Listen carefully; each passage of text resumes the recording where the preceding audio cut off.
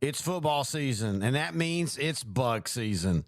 Heck, who am I kidding? It's always bug season in Texas. And that's why you need Grandeur Pest Solutions in your corner. They're locally owned and operated. They're trained, they're trustworthy, and they have a proven record as they have been in business for almost 10 years. They provide pest control against ants, bed bugs, bees, roaches, fleas, wasps, mosquitoes, rodents, spiders. If it crawls and you don't like it, they're probably going to take care of it for you. Now, they serve all of the Dallas-Fort Worth area, and they're locally owned. These two guys have been running this business since 2013, and every year they get bigger and bigger. But you know what they still do? They still have great customer service. In fact, if you get a hold of them, they're usually going to have your quote and your job ready to go within 48 hours. That's pretty good. Now, you can call them for a free estimate at 469-809-1769. You can find them online at Grandeur4, that's the number 4, shore.com. You can also find them on Facebook. Just type in Grandeur Pet Solutions. Here we go! Buck, here we go! Here we go! Here we go! Here we go! Yeah, here we go!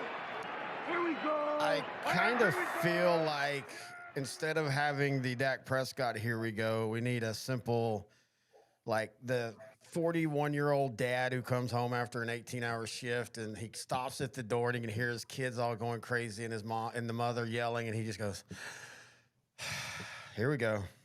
Hello, everybody. Terry Bennett. Enter Noe. It's Monday Night Football. It's the Dallas Cowboys versus the Arizona Cardinals.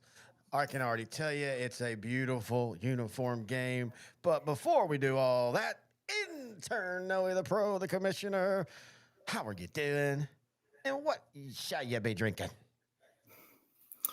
I'll be doing good, sir. And I'd be drinking smoky Scotch, Ardbeg, and OA. Pretty decently.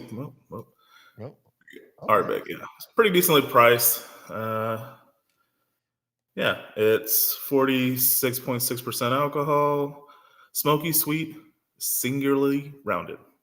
Very nice. How about you, buddy? How you doing? What you drinking? I am extremely tired after the week that we had as our weekend that we had as you and I had a adventure for all adventures for the show. The first college football game that we went to as a show, OutDrank The Coverage. We went down to Austin Saturday, or actually we went down Friday night, went to a high school game, watched the World Series, hung out, got up because it was 11 a.m. start. For the Longhorn game, went and saw the Longhorns take on Vandy in what is just an amazing game all around, an amazing atmosphere. First off, I want to thank the guy that helped, that got us the tickets for that. Jimmy Ammerman, honorable judge, retired Jimmy Ammerman from Marshall. My dad, me and him had never been to a Texas game together. We got to knock that off the bucket list. It's just a fun time, but man, I got to admit, at 50 years old, that's that was a trip and a half. I feel like I need 2 weeks off now. Yeah, it was a lot of fun. It was also a bucket list for me. Now, as you know, I don't have a particular love for any college football team. I just love watching college football. So Yes. Just going there with the history of UT and all the improvements they've done to the stadium and just the overall campus in general. And then having a guy like the honorable judge giving us a tour because he's a graduate of UT, went to the law school there, and he knew almost every inch of that campus. So it was nice to have a free tour guide, and had a good time getting to know him and his son, and of course your dad always coming out. He always seems to like me more than he likes you. So That's true. That's true. We've been to 2 sports events with my dad this year, and they both were amazing classics. Of course, we went and saw the Rangers play the Yankees earlier this year, and for 90% of the game, the Yankees dominated. The Rangers end up getting a home run in the 9th to tie it, and then they get one in the 10th to win it. And then in this one, Texas led most of the way, and then some things happened. Some of it Texas's problem. Some of it, to be fair, I think the officials, and we'll talk about that through the night. And that game went from, being a snoozer to 34-31 with Vandy kicking and almost getting the onside kick. And I did rewatch it. I don't know if the Texas player did it on purpose, but you need to watch. As a Vandy guy is about to grab the ball, he just puts his hand on the ball, which causes it to kind of skitter.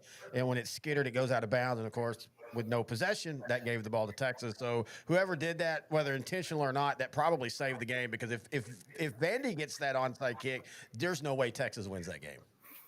Yeah, Texas was up 34-10 when Vanderbilt made this comeback, and I agree. Objectively, some bad calls that went Vanderbilt's favor. As I told you, their right tackle held about 15 times in that game. Only got called once or twice, I believe. And as Texas fans, that's something we used to always have a problem with the Big 12. It always felt like, and it wasn't just like against Texas. It was in general, it feels like they weren't calling holding. Now, in saying that, I've had a high school official that I'm a friend with that I was talking to about that. He said, you do have to realize in today's football, no matter what the level, if we called holding on every play, and I know there's always holding on every play, but specifically, if we called holding on the edge every play that would force them not to hold, then there would be 30 sacks a game. And his belief is right now, speed rushers are better than tackles, and there's always a balance eventually. And what's going to happen is what we've always talked about. You're going to start getting smaller tackles who are faster, who can reach that edge. Then it'll start to balance up. So I do agree with that. But man, some of these were like, Colin Simmons a couple times was getting held, would break it, then get reheld, break that, and then get reheld again. And that's where, as a fan, I understand balance, but that's where, as a fan, it gets annoying. As a Cowboy fan, during some good years, or some of the DeMarcus Ware years where he was on fire, I can definitely sympathize. I remember seeing that happen a lot. This was a game that I watched that you could tell which team had more talented players. Just when Texas got up, all they were doing are just throwing screen passes, and UT's wide receivers were out athleting Vanderbilt's secondary. I can't tell you how many times Vanderbilt just got juked out of their cleats. It was – I didn't understand how Vanderbilt was number 9 in the country until that comeback later on. Well, I mean, and even then, yeah, and that comeback so hard. And give Diego credit. Oh, and there was, okay, so the other couple of bad calls. Now, in the moment, I'll admit, the one where he got not hit out of bounds, we both thought it was on Texas because it looked like it's weird because a Texas player pushed the Texas player who then hit Diego, and it was out of bounds. And so we were like, okay, that sucks. And it was right after a face mask. And so I'm like, there's 30 yards of penalties right there. But then when you go and rewatch the replay, and give the dude credit, Diego basically pulls the guy down and then even throws him into the bench with the players. So that shouldn't have been called. But I think the most egregious, even not counting. Oh, well, there's two egregious. One is I can't remember the receiver. It wasn't Wingo because he got hurt, but the Texas receiver almost made a beautiful catch in the end zone. In fact, they ruled it a touchdown at the time. That'd have been it. Game's over. But he did drop it. They ruled correctly on that. But you also realize he basically got mauled for 5 yards from about the 4-yard line deep into the end zone. With the Vanderbilt cornerback wasn't even looking at the ball. He was doing what he had to do. He was trying to tackle the guy. They don't call that. And then I think the most egregious is the 2-point conversion. And I was going to pull up video, but dude, we're doing a live show, and every time we show video on a live show, YouTube does not like us. But go look at it, folks. If you haven't seen it, I have watched it 100 times. I have tried to understand how that was upheld as a 2-point conversion, but I still can't. That ball didn't even, I'm not going to say it didn't get close, but it's obvious the ball did not ever touch the line. Yeah, it didn't touch the line. And as you saw, the Vanderbilt receiver going to the line to the pylon, he didn't even touch the pylon. The pylon runs even with the goal line. So if he doesn't touch the pylon, the ball didn't touch the goal line. That's not a 2-point conversion in my book. Yeah, and it's just so. And I think it was Emmett Mosley on that. Emmett Mosley, thank you. I think it was a number 3. That's what I'm remembering. It was either him or Wisner. Mosley's 3, Wisner's 5. But yeah, and look, fun experience all around. Again, I've been to Texas games, but they were on the road. Like I've been to a Texas. I'm a Texas fan. I've been to a Texas SMU, Texas versus TCU, the Big 12 championship game in 2001, the Big 12 championship game when they lost to Nebraska in San Antonio. So I've been to multiple Texas games. It was the first time there. Oddly enough, it was the first time I've ever seen them wear their home jerseys. It's just one of those weird things about how that works. The experience was awesome. I will say this, and this isn't just to Texas. This is to every sports arena, and I get it. We live in the ADD world, ADHD world. You don't want people looking at your phone, but it's okay to have a couple moments of silence every once in a while. You don't have to have something going on at all times. Especially football, because football is so we're standing, man. Everybody's into it. You're tired just from being at the game because it's so emotional and you're having fun. Give us a moment in commercials. Just have some silence. Just let us sit, let us chill. But anyway, other than that, dude, UT's during the game, the pregame, everything, it's on point. Oh, that was great. Beautiful stadium. There was chants, crazy fans all game long. It's like that. The student section had energy from 5 a.m. to 4 p.m. when that game ended, or 3 p.m., whatever. It was a great experience to be around. We were kind of around a mix of older, probably about our age, maybe our age to a little bit older folks. We were on the other side of where the student section was at. We're on the opposite side of the field. Yeah, we were on the home side under the beautiful, perfect temperature for that. I would not want to go to. And I say this, I would not want to go to a Texas game in September or even October. I mean, seriously. But being when it was weather-wise, it was perfect because it was cool, but in there it was kind of hot, but not too hot. Like it was perfect experience. Yeah, perfect experience. Good company. Food. I didn't have any food. You did. You can give your review on the food, I but just had a hot dog and it was okay. They have way much better food. So the way they do this, if you've never been to a stadium, and most stadiums are like this, you basically, where we are, it's kind of sectioned off from everybody else. So we had our own little area, and it had like subs, hot dogs. It had some the beer and the seltzer, cart over to the side. And what I literally the hotel loved where we stayed, but Jesus, the breakfast was terrible. And I just wanted to have something to eat, so I just went and got a hot dog. And it was a game day hot dog. I would not shock me if it was probably left over from last week and they throw them in the fridge and then they just reheat them. It served its purpose. And it's funny because as I've gotten older, I'm not real big about having food at a stadium unless I'm having like actual drinks. You're having drinks and you need something to break that up. I don't really go to a stadium to eat food. yeah, I don't either because it's never really as good as advertised. So I just get a couple of light beers and just sip on that.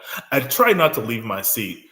It's so much of a hassle to say, "Oh, excuse me," and then Especially the way that's set up there. That's the one thing. I have not been to an A&M game. I have been to the stadium many times for high school. It's way different, of course. There's so much room. But I was asking Dad because my mom's an A&M fan. They went to an A&M game last year, or the year before last, and I was just asking him is the seating the same one? He's like, no, A&M, you got a little bit more room. There was not a lot of room. That was the one knock. Now it helped us in the second half. The older people to the left of me ended up leaving, so we were able to, spread out. But honestly, if we were ever to do that again, I would pony up the money and pay for the middle seat for us, because it's just, and it's not even us being big guys. My dad's not a big guy, and even he was kind of, like you said, we had to alternate quarters, who kind of stood, like this and all. It actually was better to stand than it was to sit. yeah, and for most of the game. So advice for anybody that wants to go to a college football game: wear comfortable shoes, wear comfortable clothing, wear breathable clothing because you're probably going to be standing up 90% of the game. These fans stood up as soon as the ball was in play or being snapped. So don't expect to be sitting down a lot. It's just not going to happen. I mean, unless you just don't want to see the game. Yeah, and then what's the point of buying a ticket and traveling and going to the game? So, all right, now let's get our attention to what we're going to be doing tonight. Hang on. Watching a Monday Night Football game? Yeah, sorry. I always get studio have to give me a sound check, and she was telling me I needed to adjust something, so I'm going to work on that right now. Yeah, so here we go. Give me your thoughts on this game as I'm doing this? Uh, well, I really don't know what to tell you. I think Arizona will win. I'm a I little hate saying, surprised by that. yeah, but it's like I told you, man. They're coming off a bye week. Depending on the team, that can mean something. If it's an Andy Reid coach team, that usually means a W for that team. But Arizona, I was really hoping Kyler Murray would play tonight. He has never lost a game at AT&T Field from high school to college and now in the pros. Uh, but Jacoby Brissett, he's been playing well at quarterback for the Cardinals. I think he's going to give the Cowboys' porous defense some fits. And that's kind of the reason why I think Arizona's going to win. Coming off a bye, our defense is not that good. I mean, but their defense isn't good either. Their defense is not that good either, but the Cowboys' offense generally plays well at home, especially this season. So I really feel the Cowboys are going to pile on the points. It's just going to be a matter of who's going to break. Right.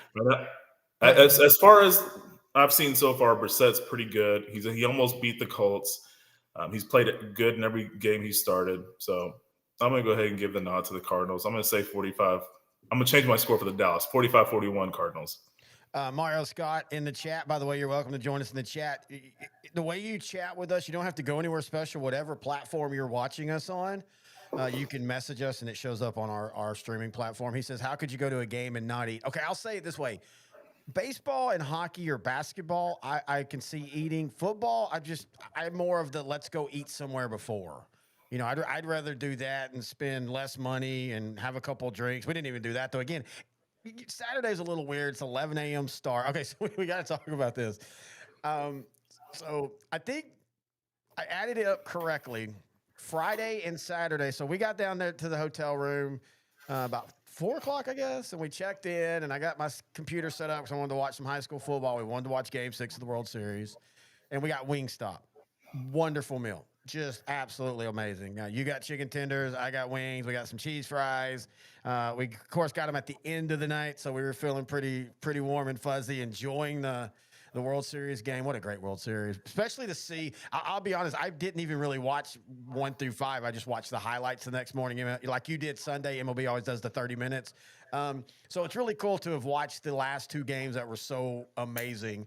And then Saturday we go to the game and we come back home and we're like, hey, we want to watch the World Series, we want to watch college football. So we just do the same thing. So we order Wingstop again. I think we ordered like 2 pounds of wings and 2 pounds of potatoes if I added it up correctly.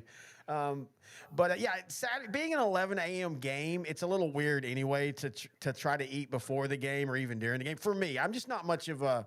If I'm going to eat breakfast, it's right when I get up. I'm going to eat right when I get up. I'm going to get a breakfast taco, something like that, or I don't eat till later on in the afternoon usually.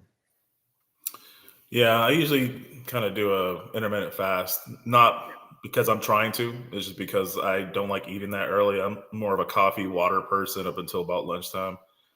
So I do love breakfast food. I just rather eat it at lunch or dinner. But yeah, I think the only time I really want to watch or eat food at a game is baseball. It just seems like that seems to be more of the relationship. Yeah, and for me too, and mainly because I've been to just more baseball games in my life than college or pro football, just simply because it's just easier. And I will say this, and I think I told you this. I think I told you this about halfway through the first half. I love that. I love what we did. I want to do more of that. Like I want me, you, and Grant Goodwin, our high school host. I want us, because we've been saying we're going to do it for a few years anyway. All of us just to pick a college game and go to. But I think I leaned in you and said, this is awesome, but I still want to be at home for 90% of the football games I watch because it's just a different, like baseball, it's a great experience in person that the TV kind of takes away from. Hockey especially. I think hockey's the biggest sport in that. Hockey in person is just completely different. Football, it's awesome in person, but I still would rather watch it on TV in the comfort of my own home with my own drinks, my own food, and all that fun. Like we did Sunday. We had a blast Sunday. Yeah, last Sunday. I prefer going to baseball and hockey games. I prefer to watch basketball and football games from home. That's just my preference. Yeah, it's everybody teach their own. Some people like the atmosphere of football games. or the fast-paced nature of basketball games. You get a lot of people that are casual fans of basketball showing up just because they're never bored. To your point about the whole ADHD thing at college games. All right, so we got the NFL game about to start. So we will be doing, if you've never done a NFL watch party for us, we just watch the game and then we'll talk, of course, the game. We're assuming you are watching the game with us. And then we'll kind of bounce back and talk about yesterday, crazy, crazy games. So glad yesterday wasn't like the week before. The week before was one of those 2 or 3 weeks you get every Red Zone Sunday that's just kind of boring games. They're blowouts, they're ugly, they're bad teams. Yesterday was a mix of everything, including, I know Green Bay Dallas is up there for game of the year. Let's be honest. Dallas at home will be game of the year fodder for any matchup because it's going to be 45-40. But what the Bears and the Bengals did yesterday, and I will say this to Cincinnati Bengal fans, I am so sorry, man. That has got, the last 2 weeks have got to be the biggest nut kicks because you trade for Falco. I'm thinking Shane Falco on the head because I was wearing that shirt. I got so many people Saturday going, hey, I love this shirt, man. You trade for Joe Flacco. He pulls off that big upset, and then you lose the last 2 games where you were in those games, and especially yesterday where you frantically come back. It looks like you're going to do it, and then the Bengals defense said, oh, I am so tired of y'all talking about how bad Dallas is. We're going to prove you wrong. I legitimately think Cincinnati's defense may be worse than Dallas's. Yeah, it was pretty bad when 2 secondary players were about to tackle Colson Loveland, the rookie tight end for the Bears. They just bounce off of him, and he just runs it in for the end zone for the game-winning touchdown. I love the fact, in a way I love it because I hated that Lou Anarumo kind of got blamed a lot for the defensive woes last year, and now he's thriving in Indianapolis as defensive coordinator. I like the defensive coordinator they got with Cincinnati. I believe it's Al Golden, the guy who was DC for the Irish when they went to the college football championship game last season. I just think it's more players. That's the same thing I had said last season. I don't think it's the coaching. I really just think it's the players. They just don't have the right players. They have one really good one, but that's really about it. You know what, though? He's a good one, but and again, it's red zone, so it's bouncing around, but he wasn't like real active yesterday. But I mean, you could make the case the same thing with Micah Parsons against, the Panthers. And look, Cowboy fans, quit posting when he has a not so great game stat wise. Look, a pass rusher, I hate to tell y'all this. I know this is hard to believe. Most pass rushers, in fact, I don't know if any pass rushers ever got a sack in every game in a season. You're just going to have games where you don't have sacks. Again, pass rush and tackles are so funny because an offensive tackle, especially in today's NFL where most offenses get a ton of snaps, they can be great for 38 snaps, give up 3 sacks, and everybody hates on them. A defensive pass rusher like Micah Parsons can be basically stymied for 38 snaps, get 3 sacks, and he's an all-pro. So, look, it's the same thing with the Luka. Everybody on the Dallas, because I'm on all these sports pages, they're all still talking about Luka. Cowboy fans are still talking about Parsons. Let it go. He's gone. He's not coming back. Well, shit, it wouldn't shock me if in 2 years he did come back. But he's not coming back. It's time for people to let that go. But, yeah, I was really surprised at how Trey Henderson looked kind of old. Look, man, going back to Parsons and fans and Luka and fans, those 2 guys wanted to stay in Dallas. It wasn't their fault. Like, direct your anger to who, like Nico, to Jerry Jones. I mean, you and I still contend that Luka getting in shape in the offseason kind of proved Nico's point of why they traded him. Now, you can make the case, well, why didn't they motivate him better? Well, if, as you say, and I agree with you that, oh, God, Luka really wanted to be here. Well, I mean, this has been a 2 or 3 year thing where everybody's like, hey, Luka, man, you're playing great. But, dude, if you could shed like 20 pounds, it'll probably help your body. And so I'm not saying Nico got the right haul, but he was kind of right.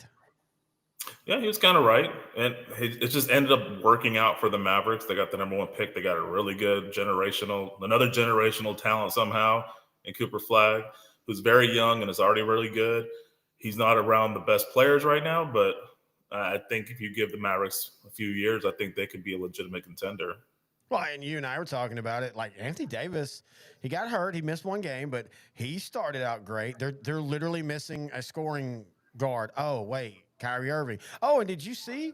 They were talking. Jason Kidd said he thinks Irving will be back in 2025. He thinks he could be back by Christmas. That changes everything for Dallas. Yeah, because I always think this might be just a throwaway season because initially I've heard All-Star break probably for At the Kyrie Irving earliest. Yeah, at that's the earliest, and that's mid-February. So yeah. yeah, I would love that for sure. All right, so we're a few minutes away from the Cowboys starting. Why is Jerry Jones on the field? Oh, they're doing the big. Oh, I keep forgetting it's Veterans Month. By the way, Mario Scott, thank you for your service. Thank you, sir. Speaking of Green Bay, dude, they have the weirdest season going right now. I mean, they tied Dallas.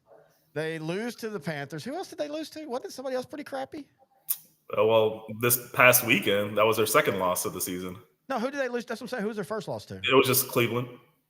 So, yeah, they've lost to two crappy teams. That's what I'm saying. Well, technically, Carolina has a winning record right now. Yeah, no, you're right, and and I do think that they. I say crap. Well, it's the NFC South, so yeah, the crappy team.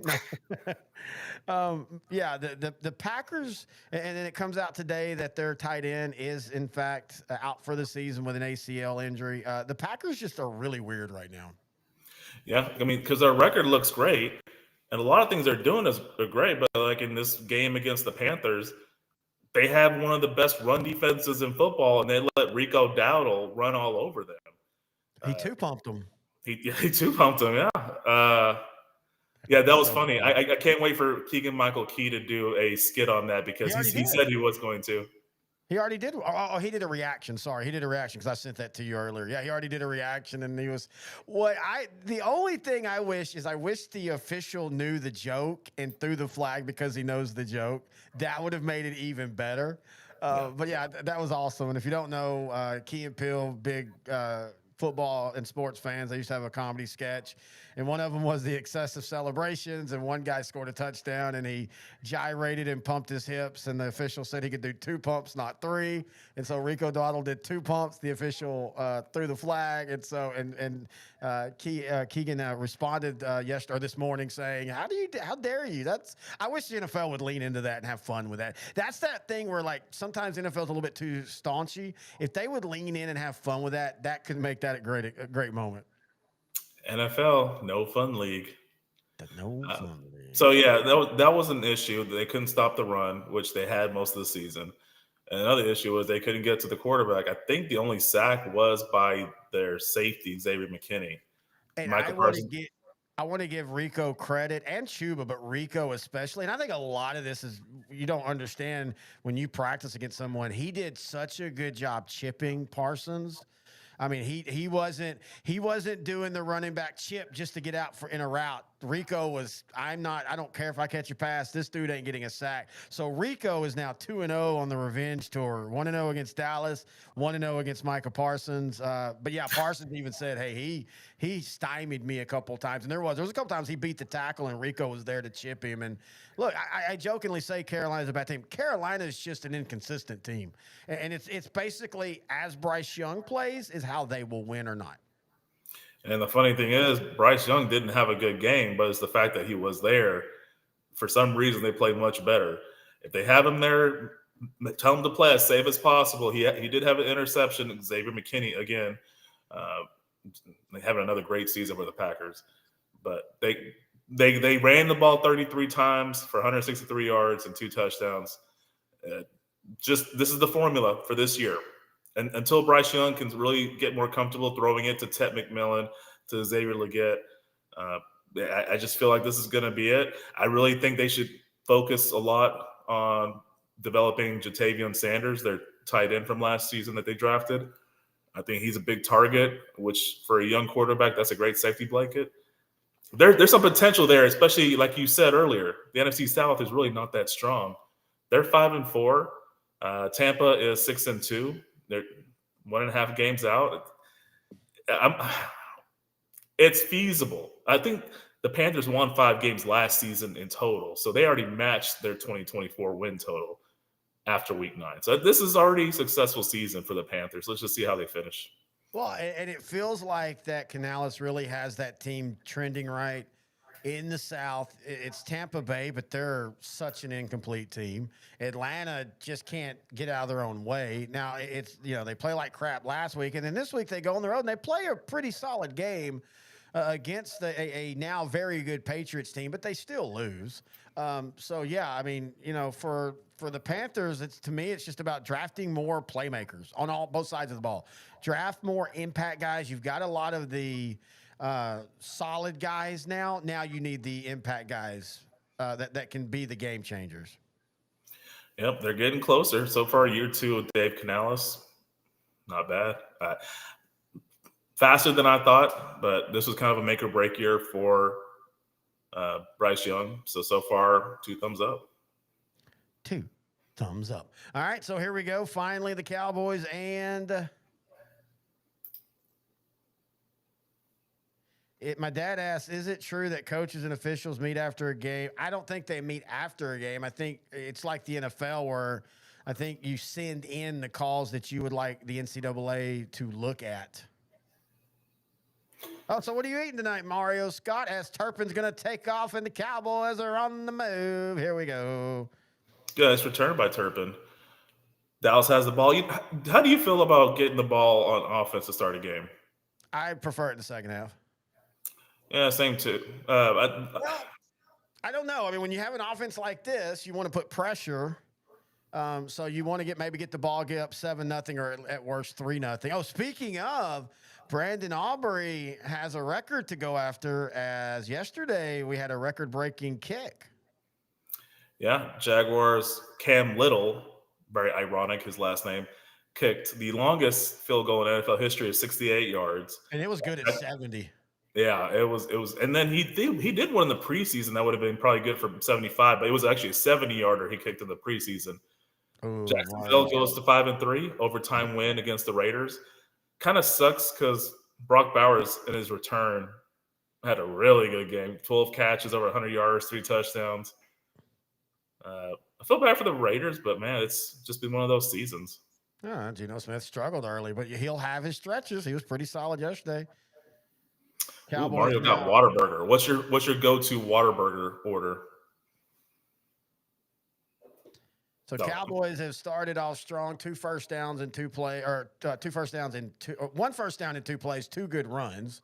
Spit it out, Terry.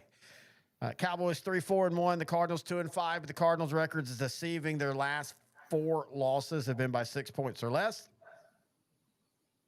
Actually, a question earlier, sir. Who, me? Yeah. What? Oh, I guess you might have thought I asked Mario. I could ask Mario too. So Mario, what did you order from Whataburger? And Terry, I'm sorry. I thought you asked Mario. It's so funny. Yeah. Now that I'm replaying it in my head, I figured that's what happened. You and I actually had this conversation on the road. So funny thing is intern Noah the Pro is a Texan, born and raised in Texas. You are born in Texas, right? Yeah. Okay, I couldn't remember. But basically born and raised in Texas. But you didn't grow up eating Whataburger. So that was it's a new thing. I say new thing within the last 15 years. I grew up in Texas. I grew up with a Whataburger. I'm a standard number 2 guy. Well, as I get older, I'm more and more honestly a number 1. two patties isn't much. But what I do like to do is get a number 2 and then get the brioche bun because it's a smaller bun. So it's still a double, but it's like a McDonald's double cheeseburger where it's smaller, simple, everything but lettuce. And I like mayonnaise and mustard. And sometimes I like to get a little freaky and go mayonnaise, mustard, and ketchup. Oh, spicy. You get the spicy ketchup or the regular? It's the spicy ketchup. I do the number 2, extra cheese, no tomato, no lettuce, just pickled onions, mustard, no ketchup. I'll have spicy ketchup on the side for the fries. And then every now and then I like to switch out the drink and get a shake because I like their shakes. Yeah, you and me are shake guys. My dad's an ice cream shake guy too. I love. In fact, growing up, man, and I still love them. Any kind of diners, hamburger, standard cheeseburger, fries, and a shake. Cowboys are moving. Well, I mean, we knew this was going to happen. They're moving easily. This could be. I mean, Chicago and Cleveland, Chicago and Cincinnati. they had a combined, I think I calculated, 1,071 yards in total offense. 47-42 Chicago final score. I think the Cowboys and Cardinals would probably get to about 1,100 yards in total offense. What do you think? I agree. I don't know why though, and because Jacoby Brissett has started out great, 600 yards in 2 starts or 599, 4 touchdowns and 1 interception. But this feels like that 1 or 2 games you're going to get when you have a bad defense where they actually play pretty solid. Oh, good defensive play right there. And see, that's the difference on 1st and goal. Dude comes in and cuts out Williams, and it's a loss of 2. So now does this become a field goal drive? And you can't do that if you're Dallas. But for some reason, I just feel like Dallas's defense is going to make enough plays tonight. I don't think it's going to be great, but kind of like the Washington game. Yeah. Mario says his go-to is jalapeno burger, adding avocado, but it gets the buffalo ranch because, this is what he had tonight. He had the jalapeno burger, he added avocado, got the buffalo ranch because he had a coupon. That actually sounds good. I don't think I've had the buffalo ranch there. That's what studio wife likes, is the buffalo ranch sounds, or one of the things she likes. I like that he got avocados, add some extra fat, so, you can pretend it's somewhat healthy. Dad goes with the Whataburger with cheese, all the way, fried apple pie, large fries. I feel like that should be the code when you come into the show. You have to give us what your Whataburger go-to is. I don't think I've had the apple pie at Whataburger. I'm not a big fried pie. Again, funny because we were talking about apple turnovers, which is kind of basically the same thing. I love apple anything. Yeah, I'm not a big apple and dessert fan. I'm not a big dessert guy outside of like shakes, and even then I don't like them as a dessert. Yeah. See, now it's a field goal drive. This is where Dallas, you can't do this. I almost want to go for it, but they're going to kick the field goal. They just got too cute when they got inside the 10-yard line. I hate when teams do that. They can go up and down the field, and then when they get here, they just get all nervous. Well, to be fair, I don't think they didn't really go cute. That Cardinal defender, yeah, they are going for it. That Cardinal defender just made a good play, and it was a 3-yard loss. I mean, after that, that hasn't been said a lot this season for Arizona. Yeah, I know. All right, fourth. I love it. That shows confidence in the offense. I like it. Dak drops back and gets sacked. Dak gets sacked. And this is the Dallas season in one drive. It looks so great. It ends with nothing. Unfortunately, a Whataburger is right across the street from where I live, says Mario. So that was the reason why I never really had Whataburger growing up. I lived by Burger King, and I lived by Dairy Queen, and then Dairy Queen moved out. I think it was replaced by Chipotle. So there really wasn't Whataburger by me. There was Whataburger like not South Irving, but East Irving, like kind of closer to Dallas. Yeah, I just wouldn't drive that far. And so yeah, Dairy Queen and then Burger King really mostly. So I still like Burger King, but yeah, convenience. I like that for Mario. Yeah, we got some. We were praising Schottenheimer for going for it on 4th down. I still like that he went for it. Oh, I do too. Just can't take that sack, obviously. But well, I mean, you can't. At that point, what are you going to do if you just? I'd rather him take the sack than do something stupid, throw it in the end zone, and get intercepted and return 99 yards or 101 yards. Yeah, not a good start for the Cowboys tonight. Well, sure. I mean, like you said, yes, outside of 2 plays, the one play where they lose 3 yards and then the sack. Other than that, the offense looked like it normally does. But we'll see what the defense does now. And you and I, we've had this conversation many times on chat, in person, yesterday, Saturday, Friday. What does Dallas do defensively? And I think it's a tear it down time. It's just a tear it down. I mean, you can't cut every player, of course, but it's time to make some true complete changes. I still don't necessarily blame Eberflus because like you and I were saying, I don't think this team fits what he does. I like everything that Brian Schottenheimer has done, but hey, maybe not have hired him with your skill set that you have. Maybe you should have hired someone more like Dan Quinn that's more aggressive and stuff because that's what you have personnel-wise. Speaking of aggressive, he kind of had to apologize for leaving Jaden Daniels out in the game last night a little too long. Jaden Daniels, star quarterback for Washington, unfortunately suffered a gruesome left elbow dislocation. I saw the replay today. I was like, oh, that was terrible. So I don't know how long he's going to be out, but it'll definitely be multiple weeks. Oh yeah. In fact, I mean, it might be a season ender depending on where their season's at. I feel bad for him because I mean, yes, the game was out of hand, but I remember a couple weeks ago when the Giants had dominated Denver, and that game was out of hand. And then Denver scores 33 points in the fourth quarter. And I know that's rare, but Washington has an offense like that that can score a lot. So I understand. I understand both sides. When healthy, Washington has an offense like that. They've kind of suffered a lot of injuries this season, and it reflects on their record. They're not having a really good season, and to me, it's mainly because of the injuries. Well, the defense has underperformed as well, and you and I predicted that. That's what Dan Quinn's defense does. It's very good year one.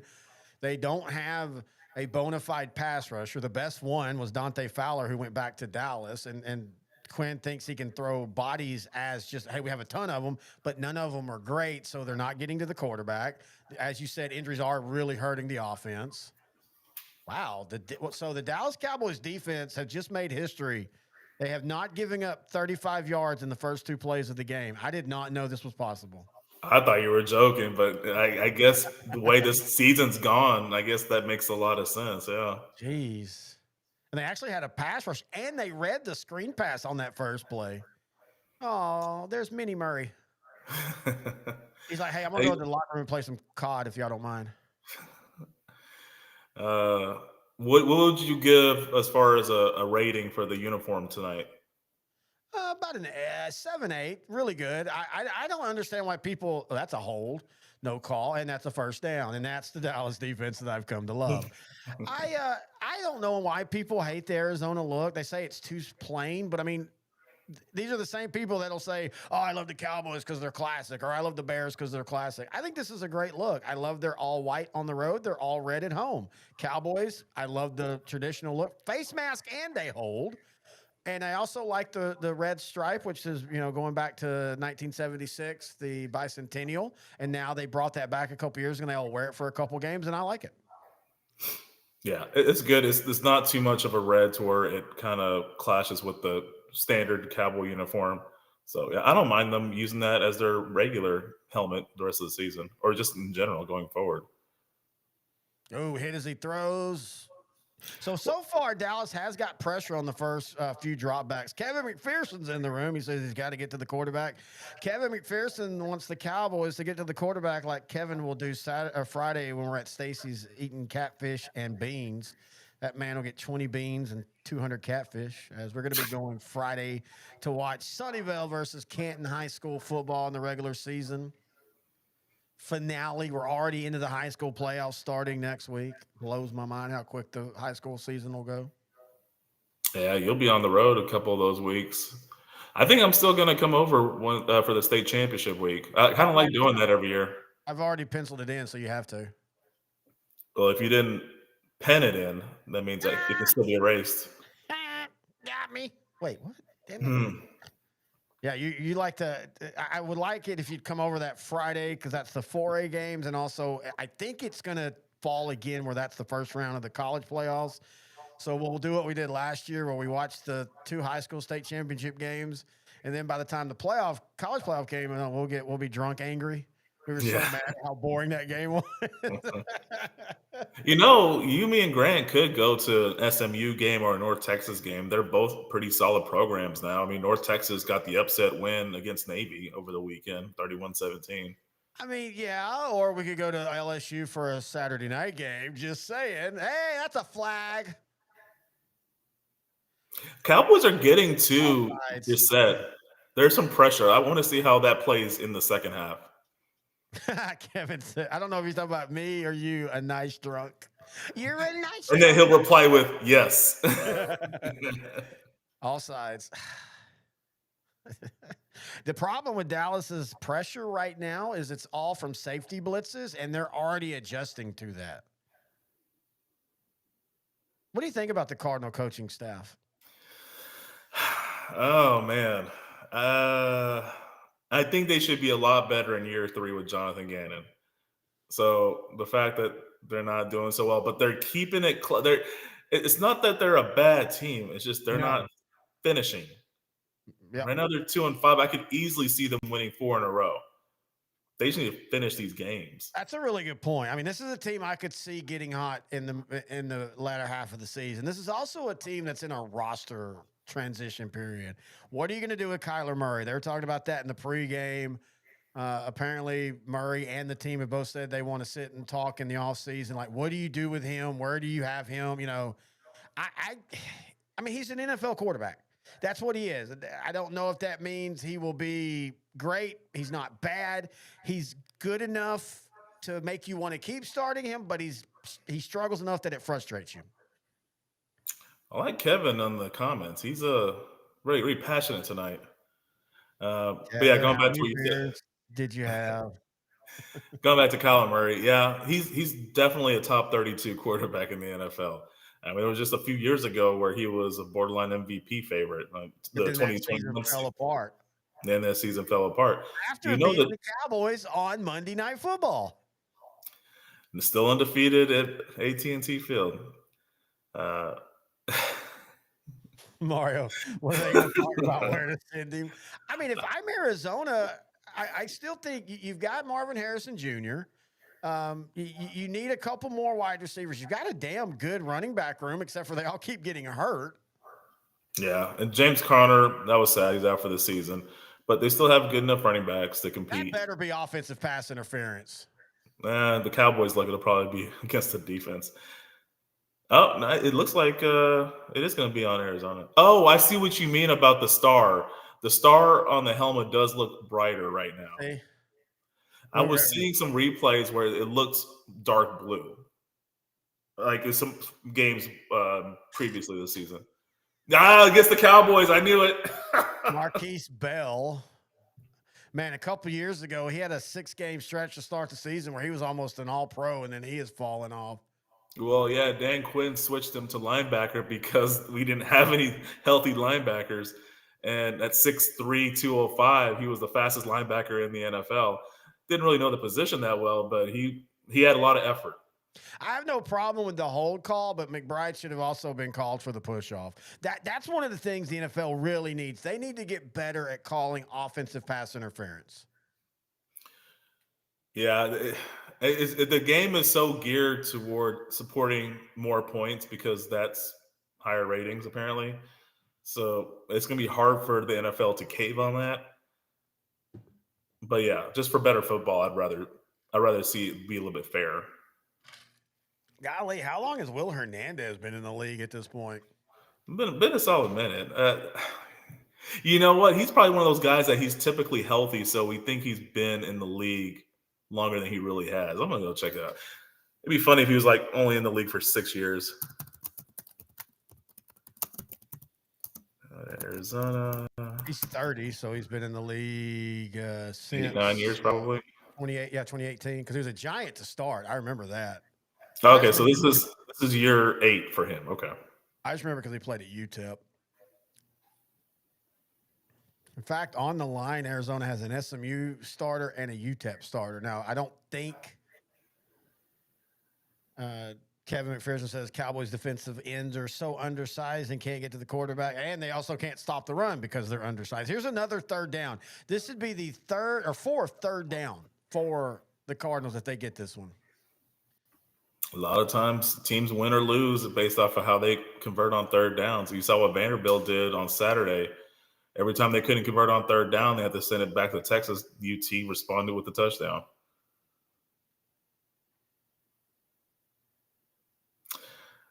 I mean, they were probably holding on the right side of the line, but yeah, still had some time, got the first down. That's just going to happen. I don't even know why I get frustrated in the moment because I know this is what it's going to be like. You've got to make that tackle. Yeah. Well, fresh set of downs for Arizona. This has been a long drive. Both teams had long drives to start the game. Dallas couldn't convert, and let's see if the Cardinals do. Oh, shot for Bob Trumpy. Oh, yeah, Bob Trumpy, Hall of Fame Cincinnati Bengal tight end and one of the great broadcasters of all time. Fumbled snap. That's a sack. We got a sack. Sam Williams gets a sack. I All always in. loved Bob Trumpy, but I will admit, so NBC had one of those weird things where, not weird, but one of those things where they went, oh, wow. And so on the play that Dante Fowler got held and face masked on, he's also injured in questionable return. But anyway, so Bob Trumpy, if you go listen to the the Super Bowl 92, 93, he's starting to get a little old white man like that. Irvin likes to celebrate a lot, doesn't he? 80 years old. Cheers. Cheers.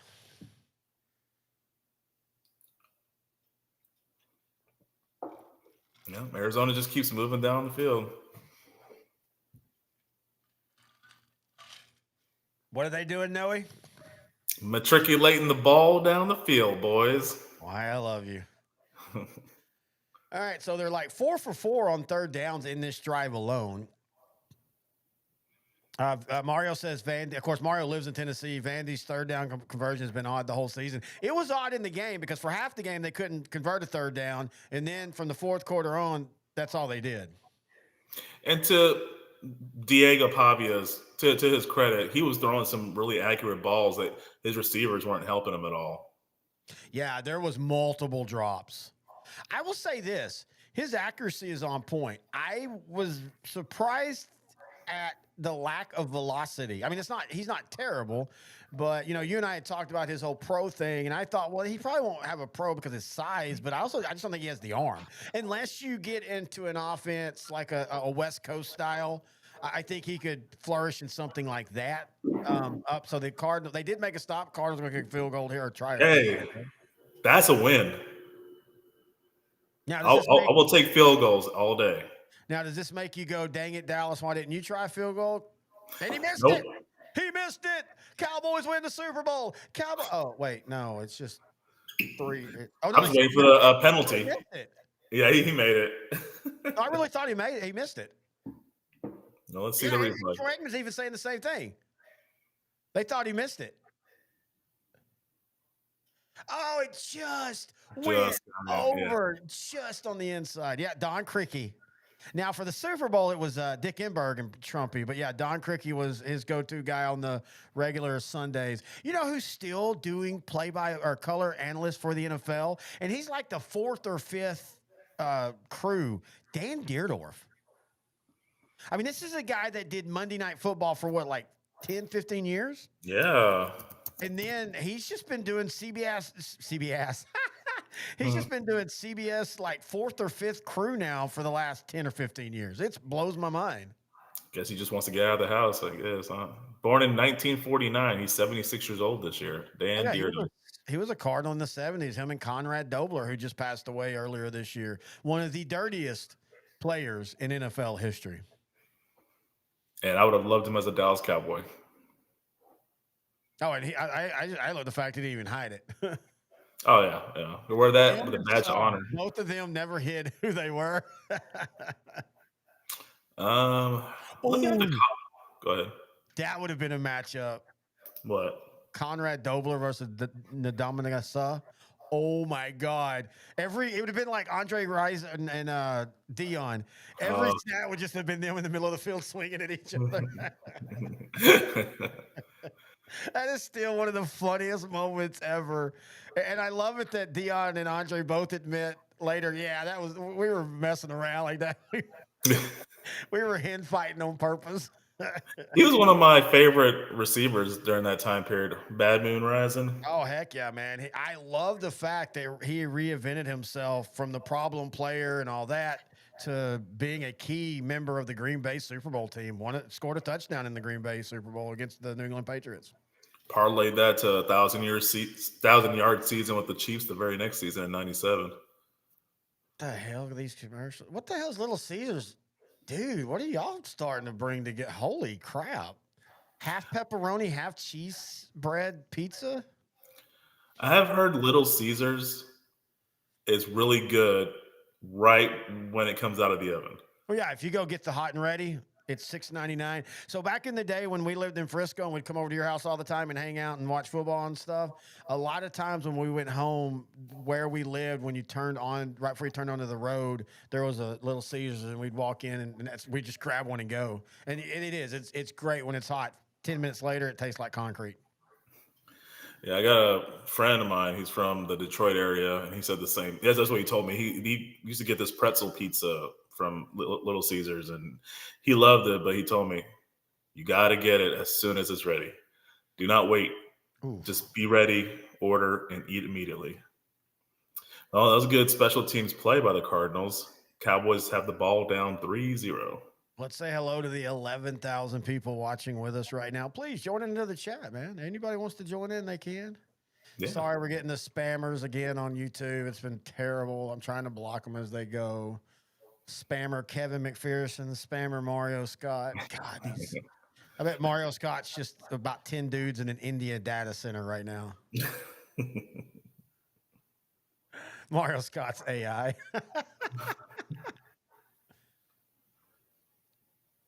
So when you have an offense like this and your defense struggles, you're always afraid of the bad offensive night, like against Chicago, like against Carolina. Not as much at home, but here we go. Here's that field goal. They're showing it again. It's good. It was just really close. That's all. No, yeah, but the officials talking about how I've got the broadcast crew on in my ear. That's actually why I'm wearing these. I hear you through these, but I have these on because they're connected to the TV. And even the guy that does the official in the booth, he's even like, yeah, it's good, but yeah, it was extremely. He basically said, "It's this Turpin." See, this is what I'm talking about. You can't have these type of games when you have the defense you have. But he was basically saying, yeah, it was as good, but it was as close to being not good as it could be and still be good.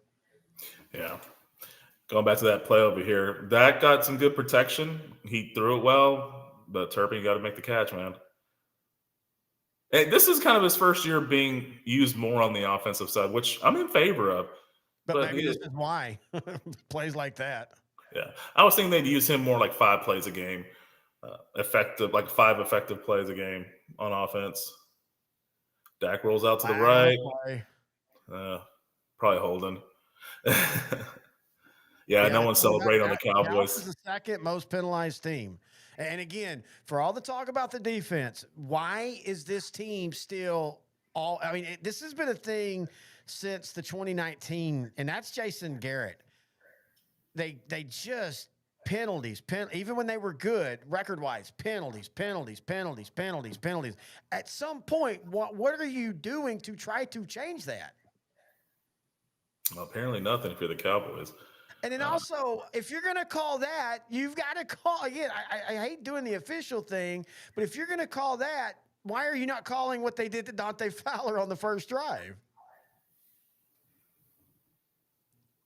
Let's see how the Cowboys respond. I mean, this is all eyes are on Dallas tonight. That might be the most cliche thing you've ever said. I'm learning from you, buddy. Ball was hit as he threw. Oh, wow. Got lucky there. I will say this. So far early, Arizona's getting more pressure on Dallas. Sweat, former Eagles, having a hell of a game already. Already has a sack, and now he hit the quarterback. And the prior plays, the Cowboys' offensive line was holding their ground. But, yeah, Arizona had a good design rush there. It was a little twist, I think.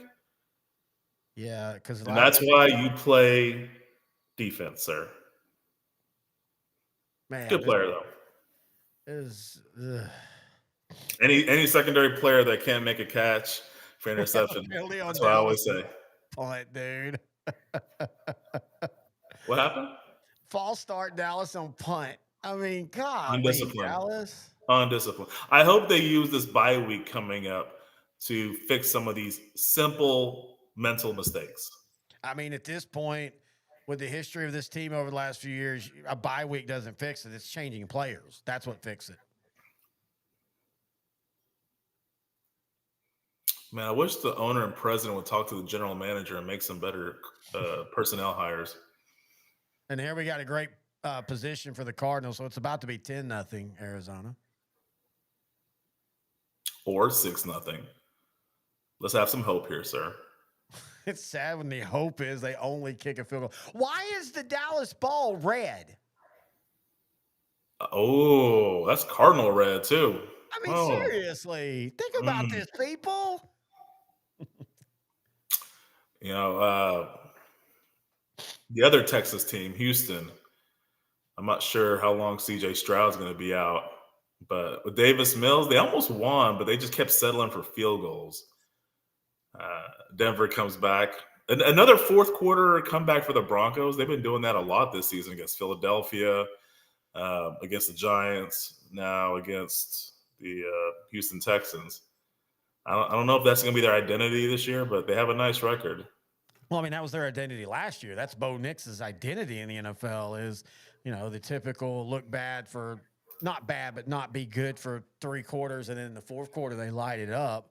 I do think we've got to keep talking about it. And I said this at the beginning of the year, and I still say I think D'Amico Ryans is on the hot seat. I think this is a Houston team that's had some injuries, but it's not like they've been, it's not like they've been just completely cleared out. Nico Collins been out a couple games, but they're supposed to have a really good, deep wide receiver core. And yet this offense for 2 years now has vastly underperformed. Yeah, they've underperformed. They switched offensive coordinators, and they somehow gotten worse. They're just not protecting Stroud. To me, it's the offensive line. They need to protect him. You can't just throw receivers out there and expect him to get them the ball if he's getting harassed all game. We've talked about it before. I don't. It's weird to me how some franchises just get certain positions they can never figure out. Chicago, a quarterback. They've never had a 4,000-yard passer. For Houston, the offensive line has consistently since day one been trash. Yeah, I just don't know what's going to change there. Maybe they get a new offensive line, like someone like a Clayton Adams that the Cowboys got, or just some offensive lineman specialist, because they just never had a really good offensive line. Oh, I think it's talent. I don't necessarily think it's a coaching thing. I think they just don't draft or sign, And I know what's his name that they traded. They traded because he had too many penalties. But again, I guess that's the thing we talk about with Dallas. What do you want more? A guy who's better but has too many penalties, or a guy that's lesser but has no penalties? To me, it all evens out in the wash. Yeah, there's a negative for both. So, well, that's an interesting stat. The Cardinals 2-5 have scored now first in every game, yet are 2-5. Yeah, they have a -1 scoring differential throughout the season. Like you said, yet they're 2-5. It's not like they've gotten their butts kicked in these games. A lot of these games they were leading or in control. Look at that. They've allowed 22 points. They've scored 21.9 points. That's insane. Yeah, I mean, if Dallas can hold them to a field goal, I think that's still a win. It gives the offense a chance, some confidence, knowing that they don't have to score on every drive, that the defense can make some stops. Because that means if your defense can't stop the opponent from scoring, that's a lot of pressure on the offense to deliver every drive. That's where you Zach. Hang on, I gotta look what is that called? Alexa, what is it when people tackle a quarterback before he throws the ball? Something that never happens in Dallas. Ow, Alexa, damn. Don't hurt me. No, they have been getting good pressure so far this game. Especially on that right side. I think that's something they might want to keep on keying on. Nice.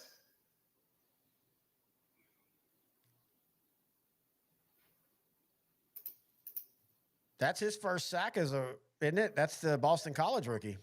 Oh, as a Raku, yeah. 3rd and 14. Now you got to add to that, get them off the field right now. And they don't. They give up a fee. Yeah, they almost got to him. They almost got to Brissett, though. Yeah, but I mean, it doesn't matter. Almost doesn't count. I mean, God damn, dude, this is so frustrating. Yeah. Well, I hope you have enough vodka there because it might be a long night for us. I don't know. I think you have a bottle of something here I'll drink, and I'll just go out to the car and get the antifreeze. Start doing straight shots of the cold stuff.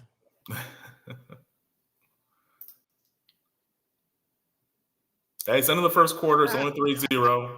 Mario said I made his echo respond. Oh, and you're correct. No, wait. I think he had another sack. Did he? I couldn't remember. Well, let me look at the game log. Just go look at his stats. Yeah, he had his first sack was against Washington. Oh, okay. Yeah, I think everybody did well that day. I'm hoping he has a great second half. You know, there's some of those. He's going to be a really good career. I think he's going to be the next DeMarcus Lawrence type. He's not going to get 18 sacks. He'll get 9 to 11 sacks, but he'll be a really good run defender. He needs to beef up a little bit, like McPherson was saying. They do have smaller ends, but again, that's also where the NFL is right now with your defensive ends. By the way, I didn't realize DeMarco Lawrence was wearing 0 for Seattle. Dude, they had him on skates a few times yesterday. Watching that one, I mean, I loved him as a Cowboy, but man, Seattle overpaid for what he's doing. Yeah, but Seattle is 6-2, and they looked really good last night, both uniform-wise and performance-wise. So. Hey, the uniform-wise for both teams was amazing. In fact, I'll give him credit. He has 3.5 sacks just against the Commanders. He did have a half a sack against Commanders. He was getting pushed around a lot. But look, Washington, dude, just go with those as your regular look. My dad's gonna adopt you. Yeah, I think he's gonna try to abort you probably. He tried that before.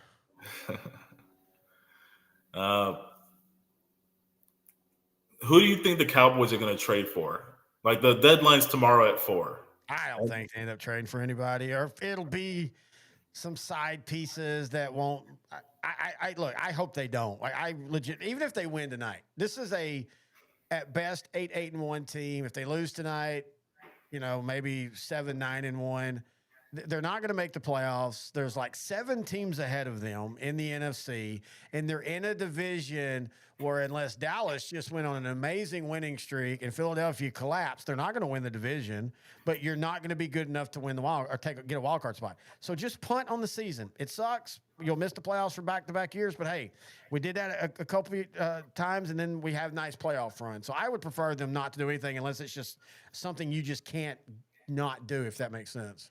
I'm okay with them making a move as long as they don't get rid of the first-round picks they just got from the Packers, as the defense gets gashed by DeMarcado on a running play. First down, Arizona. Problem is as you say, and you called it, Dallas's offense is struggling. So if they, and the thing is, the offense is good enough that even if they go down 10-0, it's not over, but now you're forcing the Cowboy offense to have to score every play or every drive. Yeah. So this is where, hey, hold them to a field goal. That's it. Just hold them to a field goal, and you won. I mean, do you really think that's going to happen? They did last drive. Yeah, but that was also because a Cardinal dropped a sure first down. The only hope they have is if Cardinals try to go for it on 4th and don't get it. I don't think the Cardinals are kicking a field goal on this drive unless they have a bad play that is a minus play. Do you think defensive coordinator Matt Eberflus finishes the season? Yeah, there's no point in. Yeah, I think so too. Because I think you had mentioned this. A lot of his assistants are going to probably run it the same way, unless someone wants to make things different. The issue I have with Dallas drafting is, A, they haven't been great the last couple years in drafting. B, they've not been good with first-round defensive picks. And so we're looking to overhaul the defense through the draft, and we're talking about guys that haven't done a good job drafting defensive players. That worries me. Especially linemen from Michigan. I'm never going to let that one go. But Morris Claiborne from LSU, that was a surefire. Yeah. He ended up having a solid career, but that was after he left Dallas. And first and goal, Arizona. Dang it. Yeah, this is going to be 10-0. Okay. I had faith in you, Dallas, to just hold them to a field goal, but no, I don't. Yeah, Arizona, I mean, they're just moving the ball down the field pretty easily, you know. I mean, he only played 3 more years after Dallas, so I wouldn't really say Claiborne had a solid career after Dallas. He had Oh, I really? That guess was it? Wow. yeah, in the Okay. last year, he didn't even start one he only started 1 game. I mean, and he was solid with Dallas. It wasn't like he was just toast, but he wasn't a top 10 draft pick. Yeah, he wasn't a top 10 draft pick. His last year with Dallas was easily his best. Golly. My How? God. What happened? Did he slip? Yeah, sure.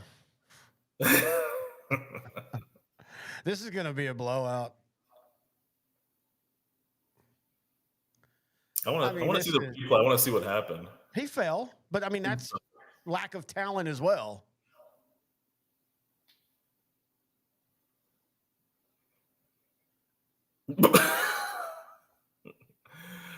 uh, Come on, buddy. You work on footing in practice daily. Come on, buddy.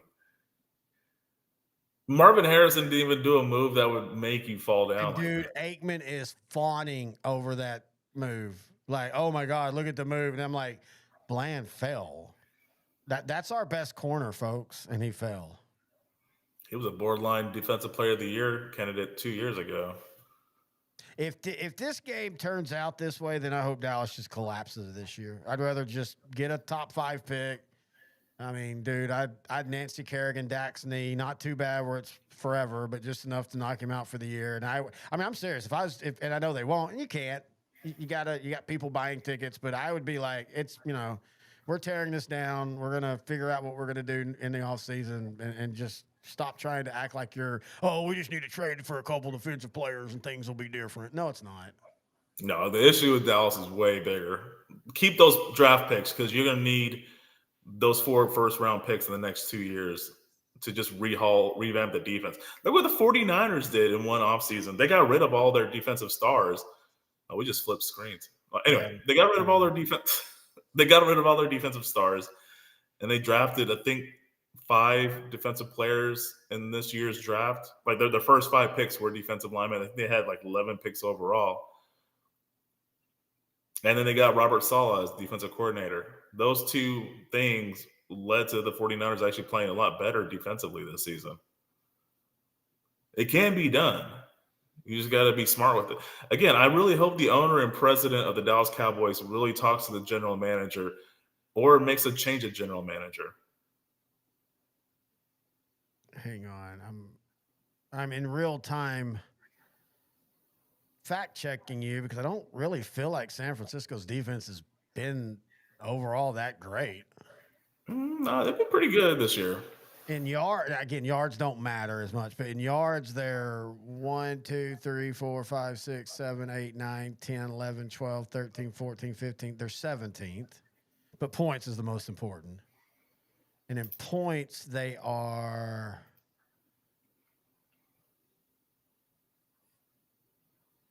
Hey, Dallas is not last. I'm surprised. In points, they are 1, 2, 3, 4, 5, 6, 7, 8, 9, 10, 11. They're 11. So they're okay. I haven't watched San Francisco's defense this year and thought, oh man, they're really back to where they were a couple years ago. But they're better than what we got. Oh, so shit. no. Just for the youth alone, they're not going to be back to where they were a couple of years ago, but they're way better than they were last year. I'd say that. Too, when your own wide receiver is wowing how bad you played right there at corner, Bland, maybe you should retire. And that's the issue with Dallas. I am not kidding. This feels like a defense outside of Overshawn and Bland, and that was a bad play, but Bland's a solid corner. I mean, you kind of feel like Dallas might have to be like next year with 10 new starters. It's going to be a rapid overhaul. Last year, 49ers they allowed 25.6 points. They were 4th worst in points allowed. So they're giving up 4. They're giving up 4, basically 4 points less, 3.5, 4, depending on the decimal. And I'm not saying San Francisco's defense is bad. I don't think Saleh's done anything spectacular there. I think they're an okay defense. Which, while starting a lot of unknowns right now, that's pretty impressive. Just think of how much better they'll be in year 2. You hold him in higher esteem than I do. I think he did a great job as a defensive coordinator. His head coaching, probably not so much, but yeah, it was kind of easy, not say easy. You know what I mean when I say easy? It's not easy. It's kind of easy to be a great defensive coordinator when you have the studs that they had from that 2017 to 2021 era. I mean, and yes, he does deserve credit for being a part of the reason why they had so many studs. But I mean, they had physical studs. I mean, they had multiple first round picks playing defense. And he brought it all together. I mean, I think you saw what happened when he left, and the defense was still good, but I mean, there's a reason why Steve Wilkes got fired. See, I thought that was unfair. I That didn't think was. Steve That Wilkes was. I think he was a Their defense was scapegoat. good that year. Their defense wasn't even bad that year at all. It was just, the overtime loss to the Chiefs. I just think they needed someone. Oh, we made a change to get us over the hump. Yeah, that's a good point. Let's see what Dallas does. This is 4-down territory for me. I don't think they can just punt on this drive. I mean, I would love that, but if they can't, you got to be across the 50 or 4th and 3 or short. If it's 4th and 8 at your own 45, then you're putting your defense. It's going to be 17-0 if you don't make it. See, this is the thing that nobody talks about. The run game looked great the first drive, and this has now been a few games where the run game looks great for the first drive, and then the defense makes adjustments, and then the offense doesn't seem to adjust well to that. This seems to be a repeated problem from prior years. And what are you doing there? We've changed coaches, changed schemes, similar inconsistencies. Well, the problem is, yes, you change coaches, and yes, I know he's not going to do everything the same, but in essence, you're still under the Mike McCarthy scheme, influence, whatever you want to call it. Now, I like the play design on this, and it wasn't blocked well, but give CeeDee Lamb credit. He made something out of nothing. But yeah, I mean, again, that's the frustrating part. And it's any team that's not winning Super Bowls or being great is how do you fix it? Because the difference between 3-4-1 and 6-1 is 2 or 3 plays sometimes. Yeah. That's a great play call. Yeah, it was right up the middle, first down. Nice. And it's like they're struggling just to get an inch. I don't recall Arizona's defense being world beaters like this. That was a good run. That was a 6-yard gain. No, it was a good run. I'm just saying, like, I don't remember Arizona's defense putting this much pressure on opposing teams. Well, they were talking that again. I don't think you can hear the broadcast. They were just talking about the defense for them has been solid, except for in the fourth quarter. That's where they have struggled. So maybe, and again, Dallas has moved the ball well 2 of the 3 drives. Dak kind of slid a little late. Dude, he does that so much. And again, it's first down. So you go, okay, you're going to get the 1 yard, but damn, man, sometimes just take it. Man, he's lucky that secondary guy didn't. Buda Baker. He's lucky that Baker didn't just try to unload on him. He should have. Take the flag, Dak. It'd be out for the season if that happened. Oh, he just overthrows him. I haven't seen much of Pickens in this game. He's had a couple catches. What is the deal with their replay camera? Is it real grainy on your side too? A little bit. Yeah, Dak just threw that a little too far. That should have been a touchdown, though. Dak will look at that tomorrow and say that should have been a touchdown. Yeah. Oh, Pickens is the leading receiver. I guess I was confusing. I thought it might have been CD was making those catches. There we go. First down. Yeah, Mario said the Titans feasted on the Cardinals. The Titans feasted? I'm sorry. Excuse me? The Titans what? What do you think of Mike McCoy in his 3 games as interim head coach? I thought he would get the win in the revenge game against the Chargers, the team he coached for, 3-4 seasons? Why'd you think he'd get the win in that game? Nah, I'm just making up stuff. But I do feel bad for the Chargers, though, because, Ronnie Staley Staley's out for the year. Not Staley, but their left tackle's out for the year. Offseason. damn it. And Joe Alt got hurt, got back, got hurt again. He's out for the year. So both their tackles are out for the Slater. Is it Slater? Yeah, Rashawn Slater. Sorry. Yeah, Rashawn Slater. Mario says more of the same. Yeah. I will admit, and I look, I am not one of those that's stupid and go, oh, he's a bust. I will admit Cam Ward has not been as good as I thought he would be to start the year. I've really been surprised by that. I was kind of more impressed with Drake May last year than I am with Cam Ward this year. Because that's kind of a sort of a similar comparison because the Patriots – huh? Sorry, another flag. My bad. No.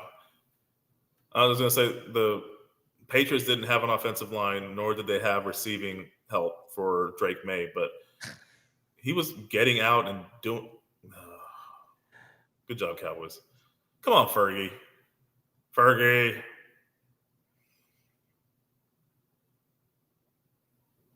Oh, bro, just let him get to Dak. Let Dak throw the ball away. I hate when, as a former offensive lineman back in high school, I hate when players do this. Don't hold. Your quarterback's a pro. He'll throw the ball away. You're trying to protect the quarterback, but you're just making the offense. There's like a rhythm and flow to the offense. You're just ruining it by doing stuff like that. See, Dak eluded it.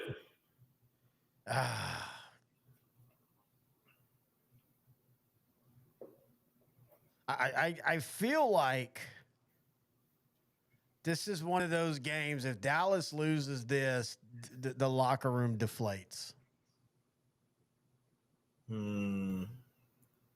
Possibly. Depends on how they lose. I mean, you're supposed to be great at home, even if you suck on the road and your defense sucks home. Your offense is still going to score points.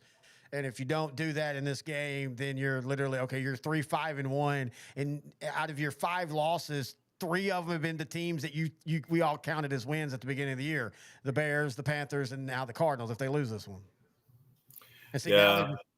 and of course that happens. Wow, dude.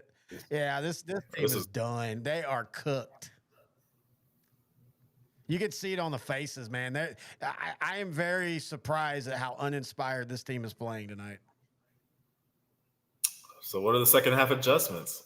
I mean, if you're not inspired, this isn't on the coaches at this point. This is on the players. No, Stephen A's having a wonderful time right now. No, he's not. That's all a bit. Oh, I mean, I know it's a bit, but he's going to be he's acting nice right now because he's sitting next to Jerry Jones. But as a Giant fan, I know he's enjoying this. It's funny. A lot of people think he's an Eagle fan because of all the Cowboy crap, but he is, as you said, a Giants fan. Yeah. Because that's what we're talking about. Because it's a bit. Him and Jerry are friends. He goes anytime that they've done Monday night. Stephen A. Smith usually sits in the booth in Jerry Jones's suite. It's all a bit. If you ever listen to him, he talks about it's a bit. That's why I'm not a big, as someone who's in the sports talk business, I don't like it because it's all bits. People don't just talk sports. They've got to have personas and they've got to have personalities and it's like wrestling sports talk.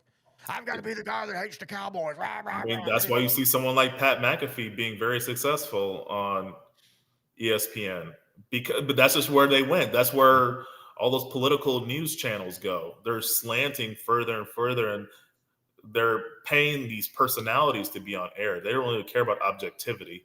They want sensationalism. It draws people in. It's really the viewer's fault because viewers are watching more of Stephen A.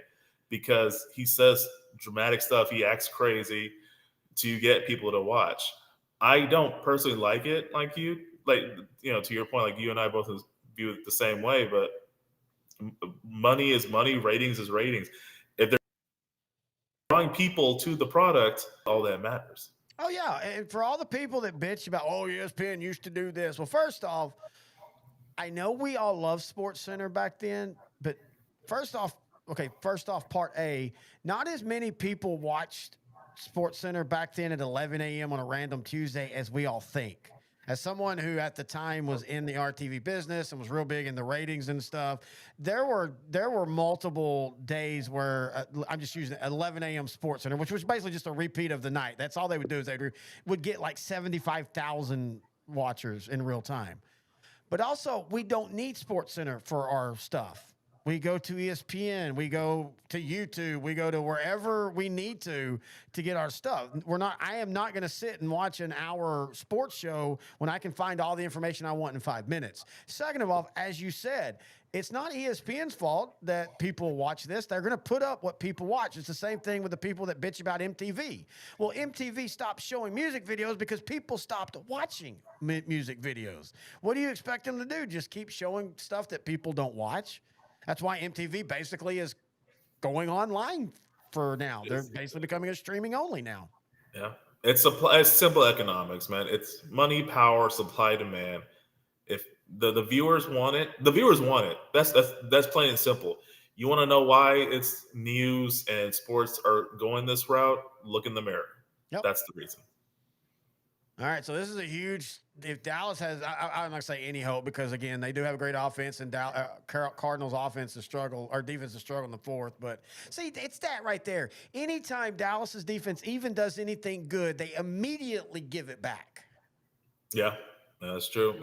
I guess that's the most frustrating thing is you can't even have good things with this team because they're going to immediately, like that's a perfectly fine drawback. How are you missing that tackle? Ask the Bengals defense how they missed that tackle on Colson Loveland. They're just going to drive right down. They could get a field goal, but I'm thinking they're going to go up 17-0 the way they're just moving the ball down the field. Even there, Arizona was in control. McBride just fell. Yeah, Mario brings up a good point in the chat. If you want Stephen A to go away, stop talking about him. Yeah, and I say this to people all the time when they're bitching about something on Facebook. Don't comment. If you don't like something, don't comment because, I mean, and look, we're the same way on our show. We do these, our shorts and reels, Hall of Fame, Hall of Not. Any comment's a good comment for us. It drives our numbers. It drives us into the algorithm. So if you don't like what we say, hey, Jadeveon. But how long can we celebrate this one sack? No, there's about to be a 47-yard gain. Yeah, exactly. But I'm not even ahead of you. I'm just calling it now. But, if you don't like what we say, don't comment on our stuff. Because if you comment that you don't like it, Facebook doesn't know what that means. That's just a comment. Hey, these people are commenting on their stuff. We need to show their stuff to more people. So Mario's 100% right. If you don't like something, don't comment on it. Unless you understand that you commenting on it is going to just keep driving, that kind of stuff. I mean, you and I are not playing a bit. We're just being ourselves. We're not trying to be characters. We just want. You're not really black, and I'm not really white. That's the big. Yeah, exactly. We just like objectivity. Is that just get a defensive? Hang on. Can you Google this? Hey Alexa, what's a defensive stop? Mario said that Alexa asked him earlier, like, do you need to know more about football? Yeah.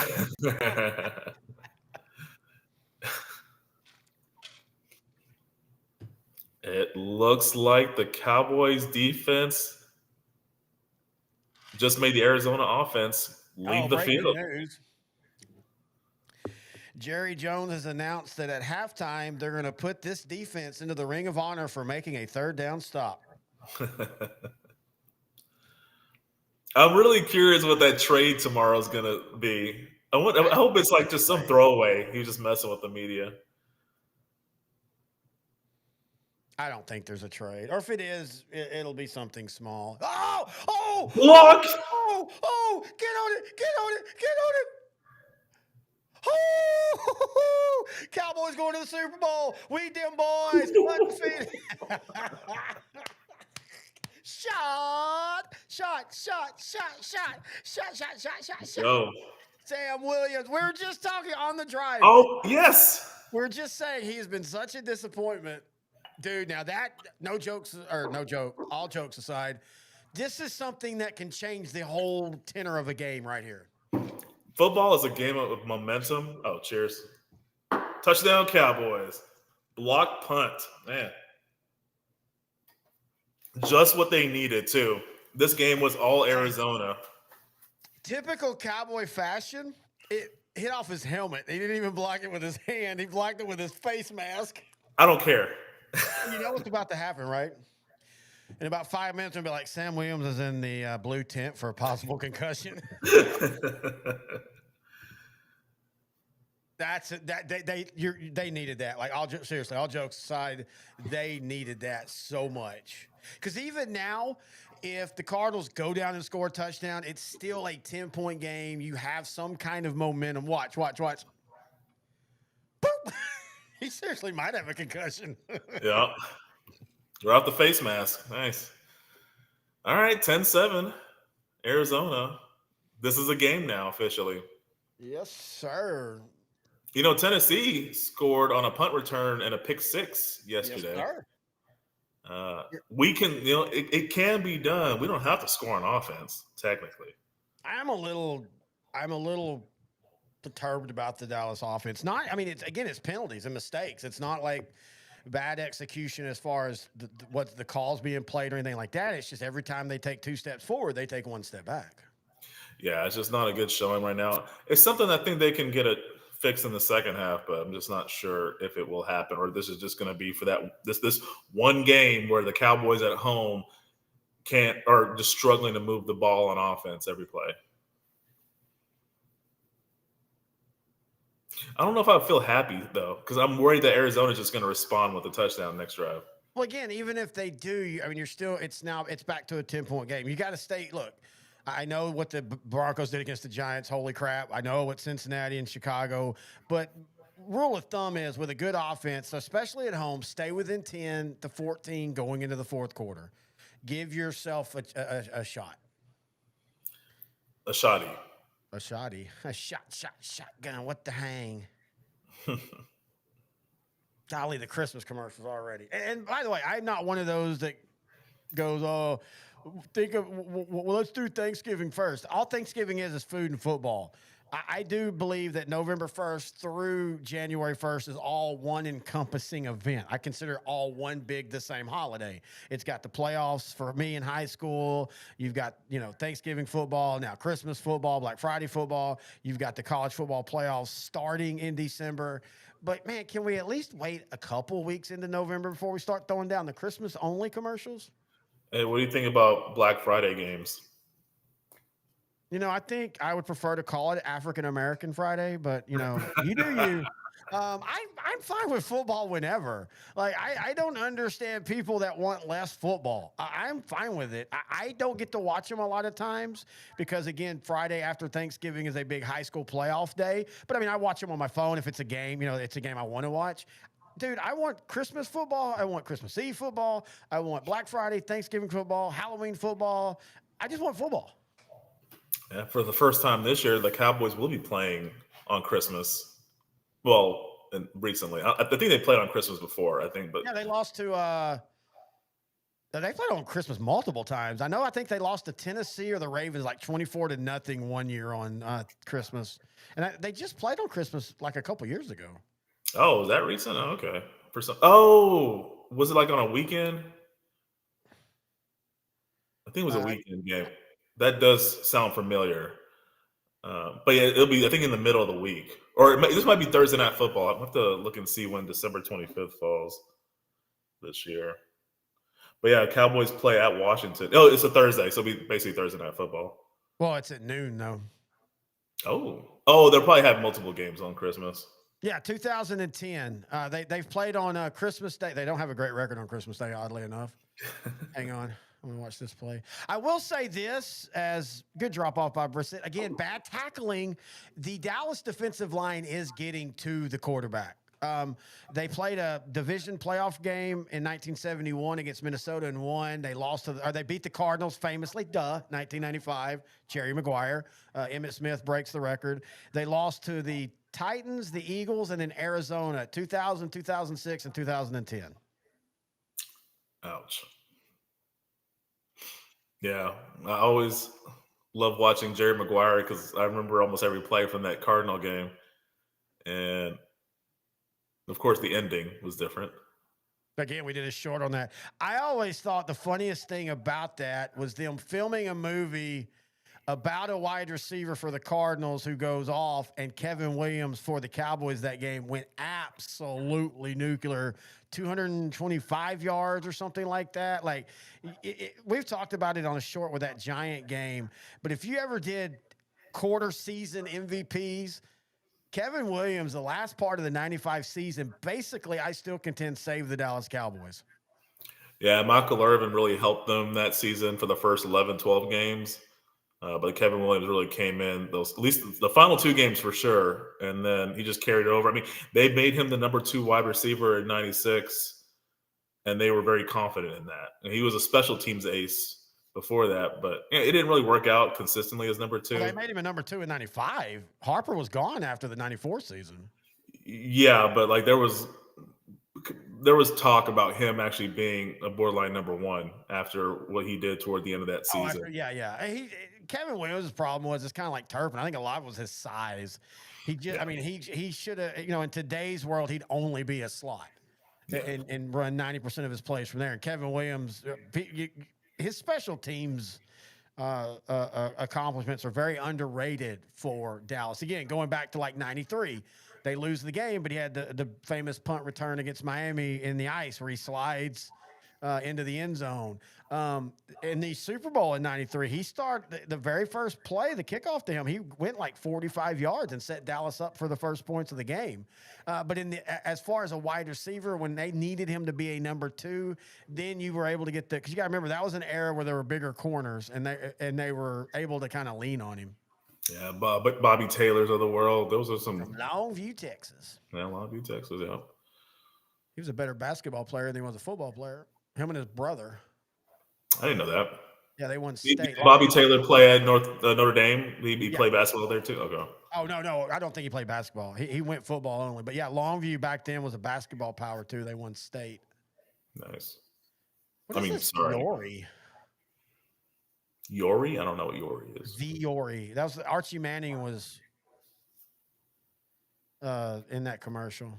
That's why he hasn't been good this year. By the way, speaking of, dude, I don't know what's going to happen with him. But as somebody that was there in person, that man can make all the NFL throws.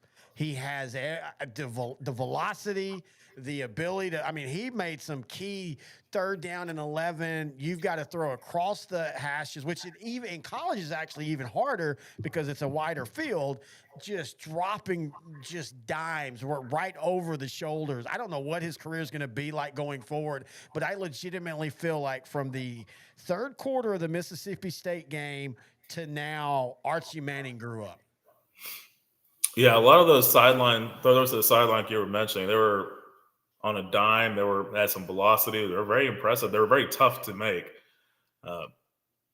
He was benefiting in the first half with a lot of screen passes that his wide receivers just out-athleted Vanderbilt for a touchdown or for big gains. But, yeah, he has the size. He has the arm. He always had it. It's just he wasn't performing really for the whole season. The last 5 quarters of his college career have been outstanding. But let's see what happens against Georgia and against A&M.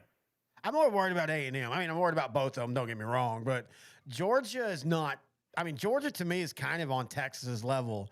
When they play at their best, they're still Georgia, but they have been so inconsistent. Mario said he got SEC Player of the Week. Well-deserved. There was a couple stats that blew my mind. This was the first time since 2018, which I'm guessing is Sam Ehlinger, that Texas back-to-back weeks had a quarterback throw for over 330 yards and 3 touchdowns. And then it was the first time in like 36 years that Texas had more than 8 guys catch the ball. And you got to think about that because that Colt McCoy era, that's what they did, man. They spread the ball around. That's why they were so tough. Is they were running that little almost a Texas Tech air raid with the slots with Quan Crosby and then Jordan Shipley on the outside, Bo Scaife and others at tight end through the years. Not just Bo Scaife because he was mainly with Young, but he was there 1 year after. And they were spreading the ball out. I don't know, man. we have seen since that Mississippi State game at the third quarter on what Steve Sarkisian's offense can do when it's clicking, when they're blocking, and when they're not making mistakes. Yes, a lot of their issues in the beginning of the season because they're young, they're inexperienced. That offensive line, especially. And that offensive line looked good against Vandy. And I know Vandy's not the greatest defense, but they're a solid defense. I mean, it's all enough to hang with a lot of teams this season. All right, come on, Dallas. Stop Arizona. Keep getting the backfield, but they just can't. Man, Jacoby Brissett just wants I answer. would say this is the worst linebacking core I've ever seen. And that's going back to the 11 days, 2000, 2001, 2002, the late 80s, hell, even the replacement games. These linebackers have no pursuit and they cannot tackle. Man, you're kind of hating on Dexter Coakley and Dat Win there, sir. No, I've always felt that they were better. They were good average players on bad teams, which makes them look better, if that makes sense. And I like Dexter Coakley, and I like that and win. He's perfectly fine. This is Jadeveon Clowney's best game since he signed. I mean, we're actually talking about him. All right, just hold him to a field goal. Man, I hope they hold him to a field goal. I don't see it happening. Well, if they can make it, if they can go in 17-10, Yeah. I mean, if you get the ball at the 30-yard line, Aubrey's in play. Hey, you get the ball on the field, Aubrey's in play. In the locker room, Aubrey's in play. Yeah. 125-yard field goal attempt by Brandon Aubrey. I love this, and I would show the meme, but people, we're in a weird gun violence. But there's a meme, and it says how kickers warm up, and it's a typical kicker kicking into the net. And then it showed Aubrey, and where his leg is a sniper rifle, and he's loading it up in a. Yeah, that won't.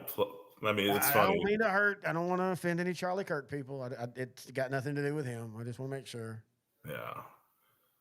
I don't know if you heard about that. There's a funny serial killer math shirt that has it's a white shirt with blood splattered and it says "problem solved." And it's been around for a few years, like multiple years. Yeah. And a school math department did that as Halloween shirts, and some Republican group came out about how is this because of Charlie Kirk, and the dude's like, we've been doing this for years now, Yeah. Again, you get a good play, and then your defense immediately gives up 9 yards. If I'm Carolina on 3rd and 1, unless there's a sack or a big penalty that's a loss of downs, I'm going for it on 4th down. You might as well. You've lost, 4 or 5 games in a row. Why aren't you calling a timeout if you're the Cowboys? Yeah. Arizona's, like I said, it's momentum, a flow on offense. Arizona isn't that flow. Stopping them with a timeout would be a good idea. Well, I mean, also just to have time when you get the ball back. Dude, that is so easy. Yeah. See, this is where things like, I mostly like what Brian Schottenheimer's doing, but you are down 10-7. Your defense is terrible. You're going to give up points. You're getting shut out on offense. Yeah, call timeouts to get the ball back.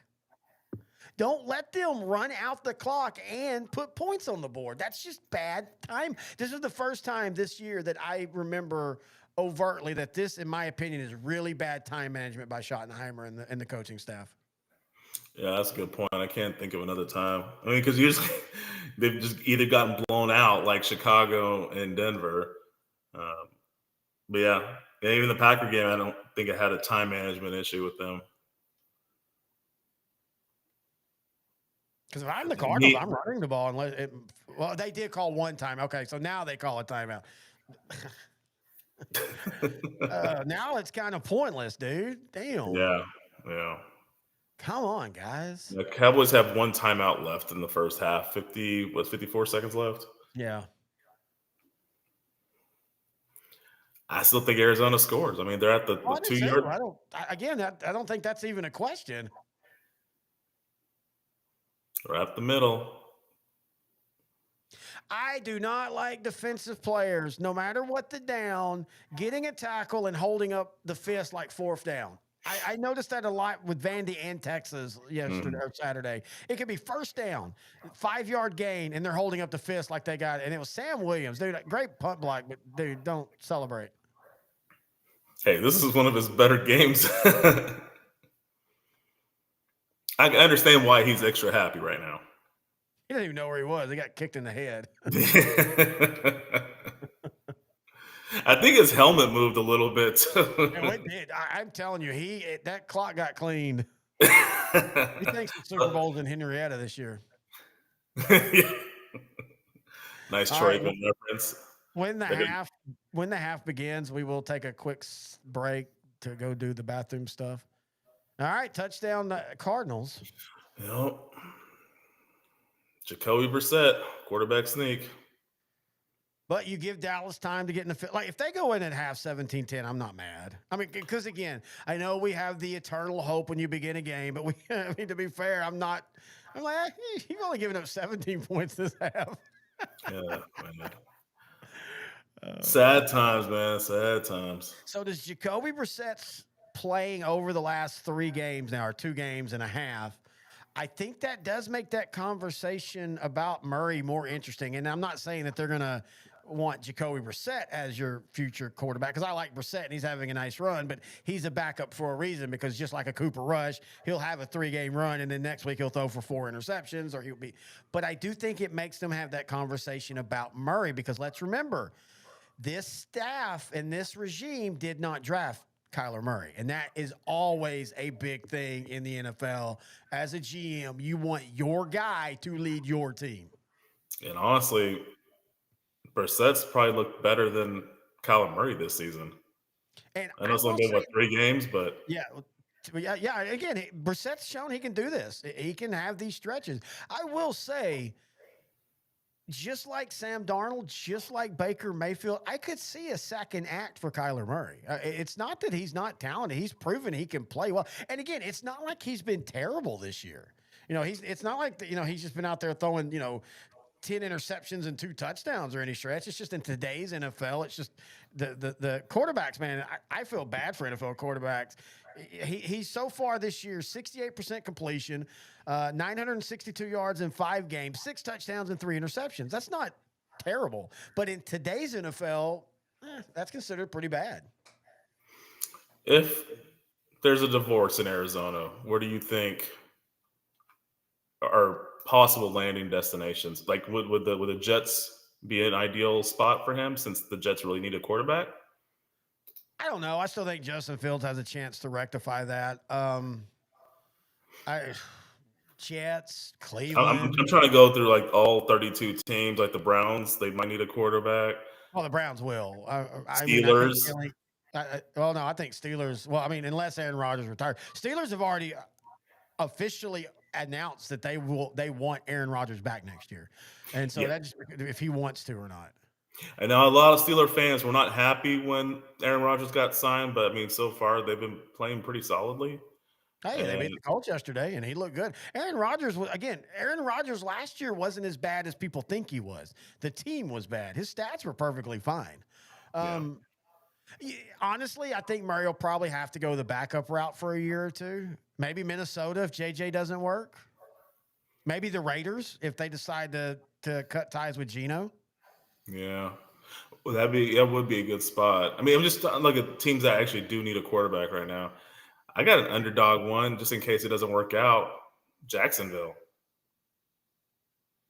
Possibly. I think he likes more of the true, like, set in the pocket quarterback. I know he had Baker, and Baker moves around, but Baker doesn't run. He's a scrambler, but he's not a runner per se. I don't know if that would work for him. Mm-hmm. Minnesota? I think they're okay with JJ McCarthy, though. Well, I mean, I don't think they are, but they're not gonna make a move after this year unless JJ just completely flames out. They drafted him. He's getting at least 2 years, if not more. Like New Orleans? Maybe. I don't know. That's a good one. That's a real good one. I know it feels like they're starting slow basically because they're just trying to tank, and there's not really a great quarterback in the draft that you go, okay, that's the guy that's going to change everything. There's some quarterbacks that could be really good starters, but I don't think there's any generational talent. And here we go, Turpin. Special There we teams has go. been the best part of the Cowboys today. Great point. And it's funny though, but until that return, Turpin, it looked like he was maybe still banged up. Remember, he hurt his neck a couple of weeks ago, and there's been a couple times where it doesn't look like he has that cutback. And if you have a stiff neck, it's really hard to wiggle the body. But hey, this is what I was talking about, dude. Get a field goal, get some positivity going. Hell, maybe get a touchdown. But you've got plenty of time. You've got no timeouts. But I mean, you work the Cowboys when they're playing well, work the 2-minute offense better than most teams in the league. That's one of their strengths, in my opinion. Remember, I was telling you that the Longhorns should probably just run the 2-minute offense Yeah. the entire game, just because Arch seemed to play better in the 2-minute offense. Oh, Dak's hobbling. Yeah, I think he just got knocked on his ass.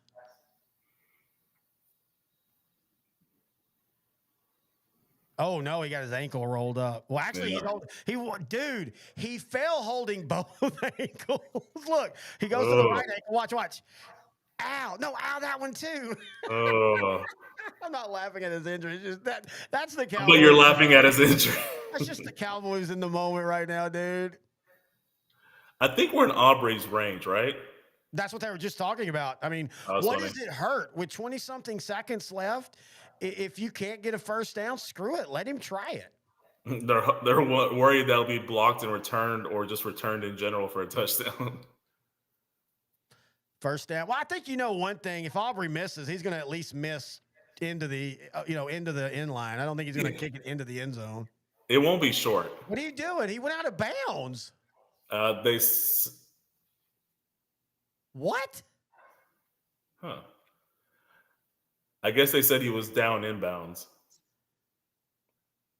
Uh-oh, he has a chance to tie the record. Tie? We've already experienced a tie this season with the Cowboys. You do realize if he makes this, it's a 7-point game and they're tracked for a tie. That would be cool, though, if in back-to-back days we had the field goal record broken and tied. That'd be kind of cool. Yeah. Let's forget Justin Tucker as much as possible. Massage Tucker. Those UT graduates. Hey, not today. He missed it. Trash. He had the distance. He just missed it. All right, it's halftime. The Cowboys are trailing 17-7. We're going to take a quick break. Just a chance to go refresh the drinks and drain the main vein, as somebody once famously said. I'm going to put the timer on, but we're going to be back in less than 10 minutes.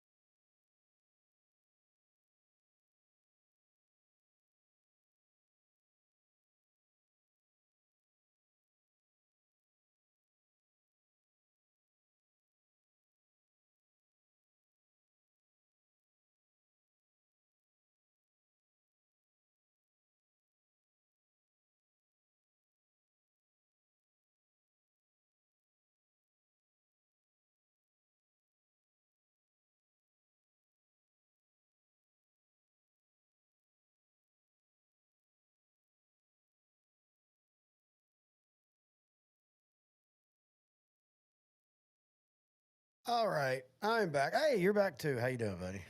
You didn't um, even warn me that you're back. uh, what are you gonna do? Show up naked or something? Um, wait, what? Uh, I am surprised at how the offense has struggled this much. Dak hadn't even hit 100 yards on the day. Yeah, that was the thing I thought they were going to be doing well at. I thought it was going to be a shootout. Maybe it's a second half game. Maybe there's an offensive explosion. I mean, Arizona does get the ball to start the second half, so it could be I 24 think to there 7. will be. I think there will be. And again, talking about it, the Cardinals have struggled in the fourth quarter defensively. Um, I mean, So it definitely, again, huh? I mean, it could definitely happen. Dak's only completed passes to 3 different receivers. I think distributing the ball out a little bit more. But really, though, when you have George Pickens and CeeDee Lamb, someone's going to be open. I mean, come on. And Jake Ferguson. There's 3 legitimate Pro Bowlers right on your team. Like, come on. Arizona's not a world beater on defense. Jake is a frustrating tight end because I feel like he's leading the league in all of this for tight ends, but all of it's the same play. It's just the bootleg rollout. Their tight ends are best in this offense when they're using them down the seam, and I don't know why they've gotten away from doing that. Deron Bland already has 10 tackles in this game. That's not a good stat. Yeah, Sounds like a good stat, but not a good stat. yeah. And he's given up a touchdown in one of the most, if they did the Moss thing, like they used to, that would be on it next week. Cause I mean, it was just so embarrassingly bad. Yeah. And what I said about Brandon Aubrey, no, Brandon, you're not trash. I apologize. I was trying to get some shock value there. He had the distance. He just missed it to the. Yeah. Distance, I always knew that wasn't going to be a problem with Aubrey. Aubrey has the cannon of a leg.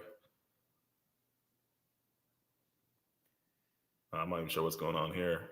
It's Jimmy Kimmel. His studio production guy's a big Cowboy fan. So is his cousin Sal. Bill Simmons does a podcast with him. Bill Simmons, a lot of people don't know, used to write for the Jimmy Kimmel Show for a while. And the guy that he has on with his Sunday night, he records a podcast Sunday night about the day's football. He's a big Cowboy fan. And he's from like Philadelphia or something. Oh, interesting. Okay. All right. Big college game this weekend. BYU and Texas Tech. Who do you think is going to win that one? I just, man, and hey, give them credit because they keep winning. But anytime I watch BYU, I'm so unimpressed. Yeah, same here. But they're number 8 in the country. They're 8-0. Tech's number 9. They're 8-1.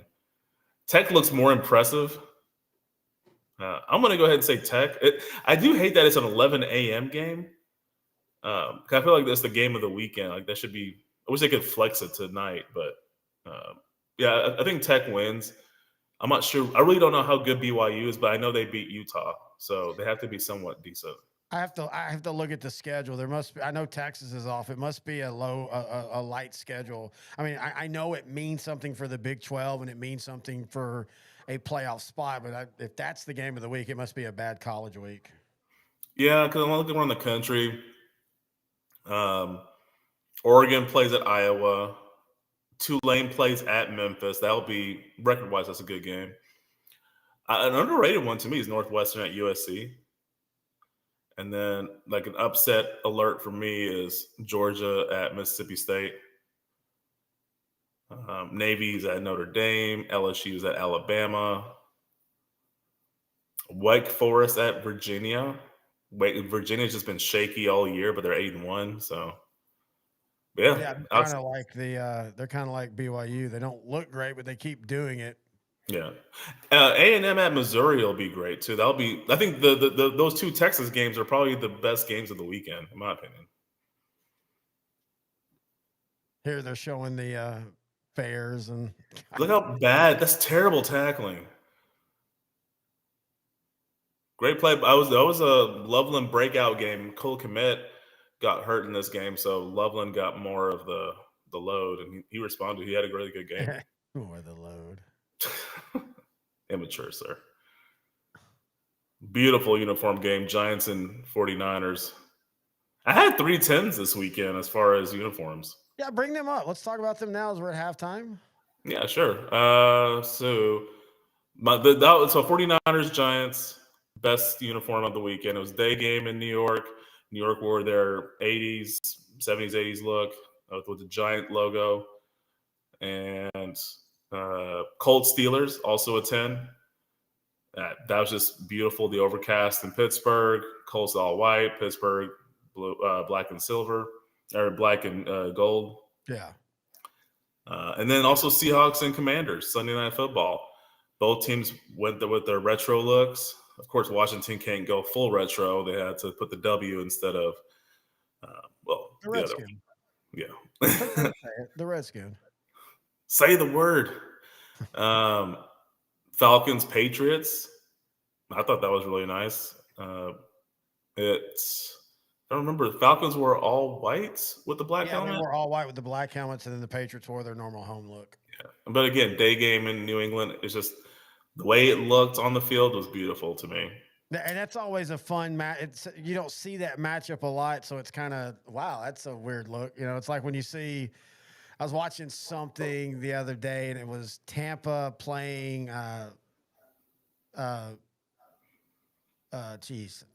Denver, like in the 80s, and it was like sleeting, and it just looked weird to see Tampa and Denver on the field together. Oh yeah. Chiefs Bills, I give it a 7. Classic looks. Can't really go wrong. They match up well. And I always love it. Bills are always going to beat them in the regular season, and they're going to lose to them in the postseason. Yeah, it's so funny. And you have to write these articles. Look, it's the same thing in high school when you have two teams. One of them's really good, and the other one has a good record, but they're just no way as good as the other team. But you have to write the articles like it's going to be a close game, even though you know it's not. All these people this month, the Bills have figured out Kansas City. The Bills have beaten Mahomes like 4 straight times in the regular season. That's not the issue. It's beating them or even getting to them in the playoffs. Yeah, and Buffalo's had that problem. And it's not like they're getting whooped in the playoffs. They've had some all-time great games in the playoffs. And then like last year, they just barely lose. They're getting close. They're almost there, but they need something. They've lost in Kansas City and they've lost in Buffalo. So I think time will fix that. I think at some point Kansas City will lose to a Baltimore, to a Buffalo in the playoffs. It's just right now Kansas City just has their number. Packers with the old school look, very, very old. Leather helmets. I liked it. I like the color scheme. And I typically would not like it, but I did like it. You normally don't like that color scheme? I typically have not in their past when they go if they divert away from their traditional. Oh, okay. Uniform. I mean, in general, I like that color scheme. You don't see a lot of blue and bronze. You see blue and gold, blue and yellow. Bronze is usually like, I don't even really know if you think about it, a bronze team or a team that, the Buccaneers, when they first did, they did the pewter, and then there was a while where they kind of went away from the pewter and they were almost bronze, but they really weren't. But I thought the color scheme, I don't care about the leather looking helmet, sure, whatever, but I just meant the color scheme. I would love to see a team, whether college or pro, use that as their main color scheme. You almost feel like one of those MAC conference teams have done that before. And they might. There might be one off the top of the head. I'm saying off the top of the head, I can't think of one of them. I can't think of one either, yeah. Not one the Rams. If the Rams went with a blue bronze Ram, that would be noise. Take the whole Packer uniform, change the helmet to a blue and bronze Ram like the one up here, but that would be a great look. That would be a great look.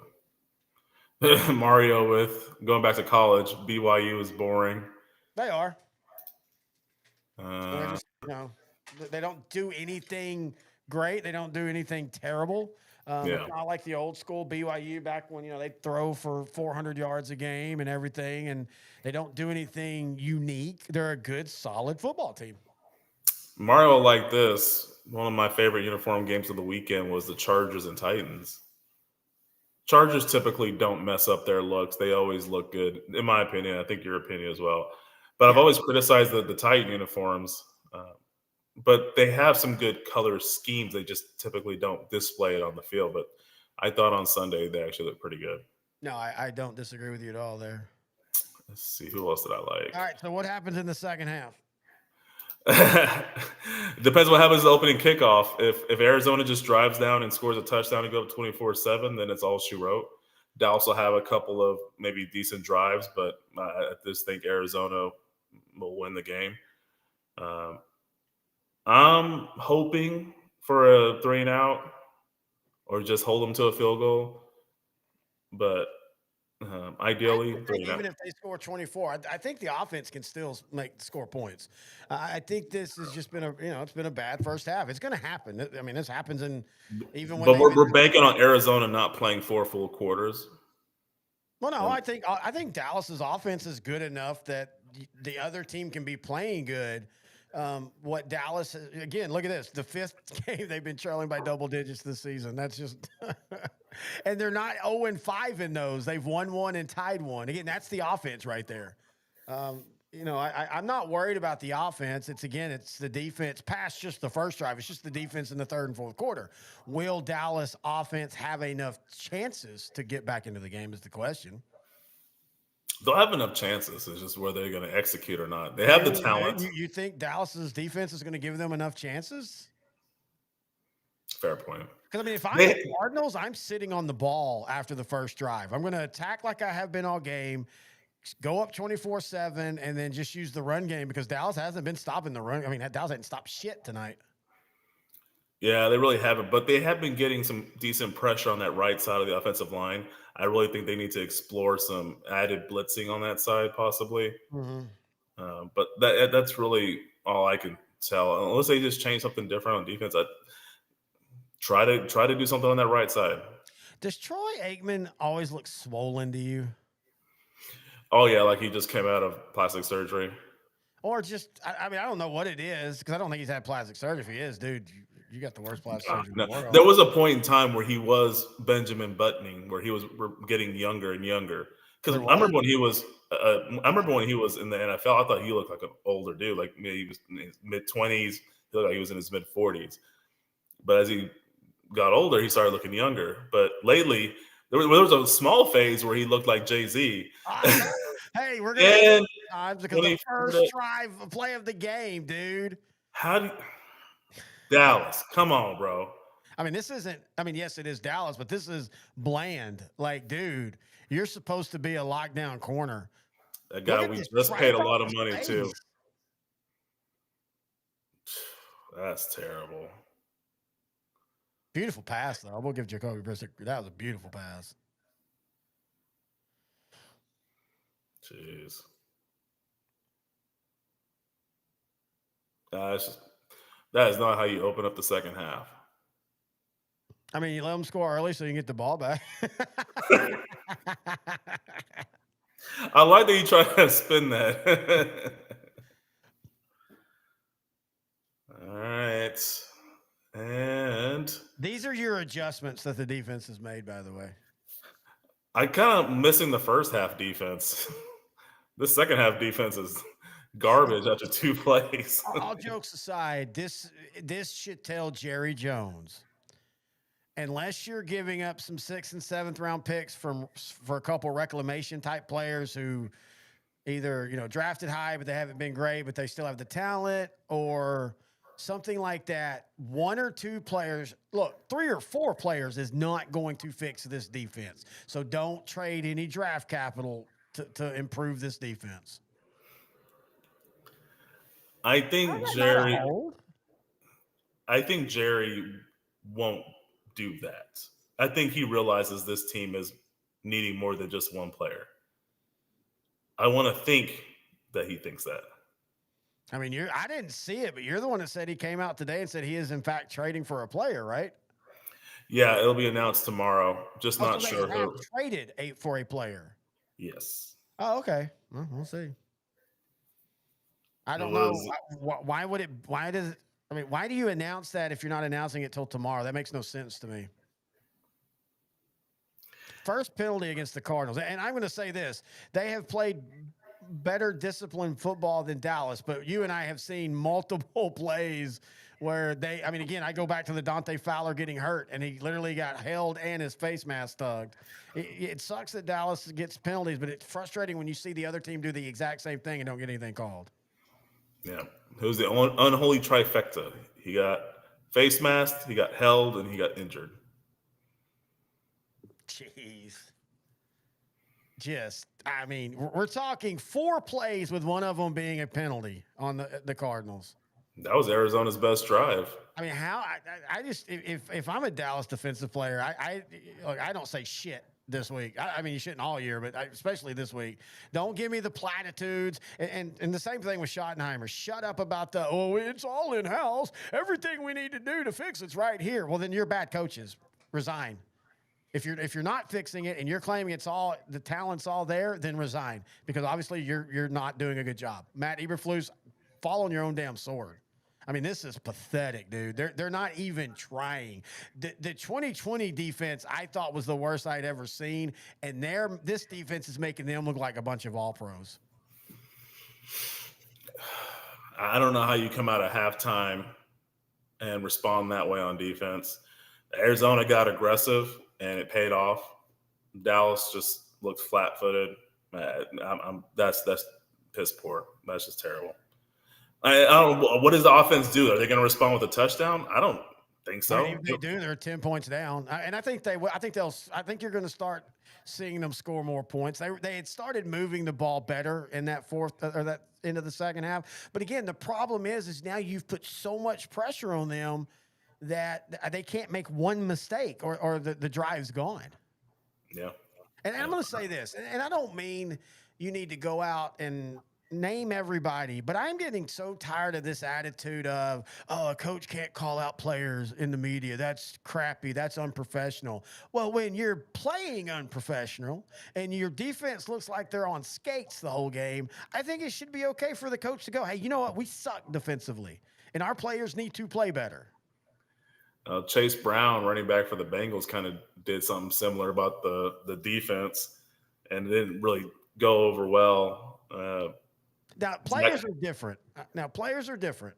You're in the locker room with those guys. You got to look at them across the eyes, and you're not in an authoritative position. A coach is in an authoritative position. They should be able to ream their – I mean, that's what Bill Parcells did very well, Jimmy. Look at all the great coaches that did that. They used the media to get their message to the players sometimes. Because sometimes it has the positive benefit of uniting a locker room together, and they ended up playing better. Or it just embarrasses a player, and he plays better. But again, well, not that one. It's definitely not that one. Nope. Where does this go? Well, it always runs.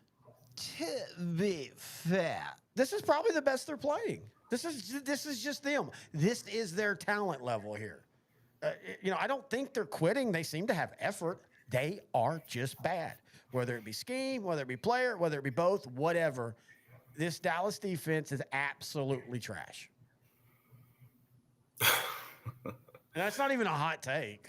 It's not, but I mean, like on that running play that got him into the red zone, the end got hooked, and you see a bunch of Cowboys just following. It's simple stuff that you shouldn't be getting hooked on a sweep. And Kevin, I was gone for a while. Did I miss anything? No. Mario, tell me this as a Tennessee fan. I thought Kenneth Murray was a solid linebacker. In fact, I thought when Dallas acquired him, I thought that was a really smart move. The same as like Eric Kendricks was for them a couple years ago. I have been absolutely surprised at how terrible Kenneth Murray is as a linebacker in the NFL. I mean, this season wasn't pretty good. You and I were both very happy when the Cowboys got Kenneth Murray. Thought that was a steal, but apparently that video I sent you where the guy was pointing out how not only was he misreading the play, he literally, I think it was against the Bears, abandoned the gap that the play was easily readable going to, and he jumped out of the gap and went to the other gap, and it made no sense. Yeah, it made no sense at all, man. Now, I'm going to say this for anybody that goes, man, you got to feel bad for Dak. You took $60 million, dude. This is part of the repercussions. And again, I am 100% for every player getting as much as they want to get, but you have to accept the ramifications if you max out your contract and what it does to the team's salary cap. Fair or not, that's how it works in the NFL with the salary cap. Now I'm seeing Kenneth Murray and Deron Bland not really doing much for the Cowboys, and I know Deron Bland commands a huge salary. Mario says it's strange. I was happy when they let him go, and now it seems like he's forgotten how to play. Yeah, but Bland's not got like a massive contract. It's a wealthy contract, but it's not a, oh my God, this is a terrible cap hit. And by the way, Bland, I think, is still, oh, he said, sorry, let him go. Yeah, see, I had a couple other Tennessee fans tell me the same thing. But Bland's a solid corner. He's just not a number one. Look, he got the benefit of Diggs on the other side when he had the picks and a great pass rush on the pick six record. And you saw it against Washington with a pick six. Same thing. Mariota got pressured. He threw a bad ball. But Bland's a good, solid number two corner. See, it's 2nd down and 10, and you feel desperate now as a Cowboy fan. Yeah, just one-on-one. Lamb didn't make the play. Again, you have. What did I say earlier about tight end up the middle? Tight end up the middle. No, he says to his boyfriend on Friday nights. Wait a minute, I was in the room. I don't say that to you on Friday nights. I didn't say that.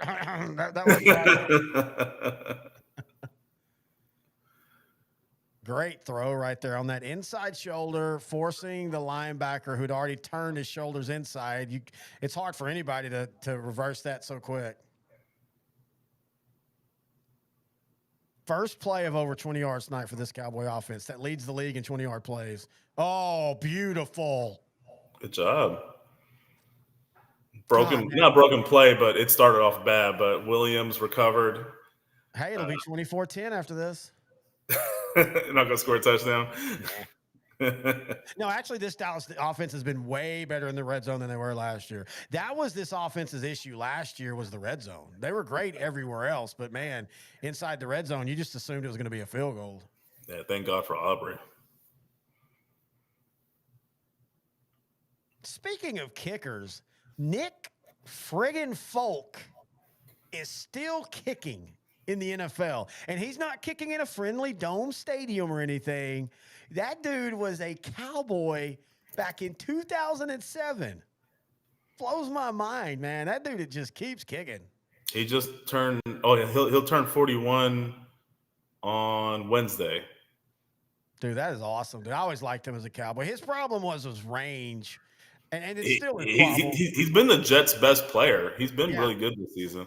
And it's still his problem, but the Jets do a good job of, oh, man, Ferguson. I know that was a tough catch, but you got to make that catch, if that makes sense. No, I get it, because he had his hands on it, but it was a difficult catch. I'm okay with him missing that one. Jay Novacek catches that, I'm just saying. and Kevin is not helping. Another drop. Okay. After looking at the replay, I agree. That was a catchable ball. Yeah, it was a catchable. I mean, it was a high throw, but I mean, you got. He had both hands on it. Yeah, it was a catchable ball. Oh man, CD Lamb just got CD blown up. Yeah, this reminds me a lot of the early parts of last year for the Cowboys, where they got it to CD, but it was always contested. Great throw, dude. People don't understand the nuances of Dak threw that ball a little behind because you have the front defender coming across to hit Lamb. And so if you put it in front, he catches it as he's getting hit with the ball in between. Here we go. Hang on. And see, I don't like how boring they are on first down in the red zone. And this has been, thank you, Kevin. Play action on first down right there. Roll Dak out. Run pass option. Now you're going to do it on second down, and the Cardinals are going to expect it. They're going to drop that in. He's going to act like he's going to rush, and he's going to drop back. So, again, 24-10. Here we come.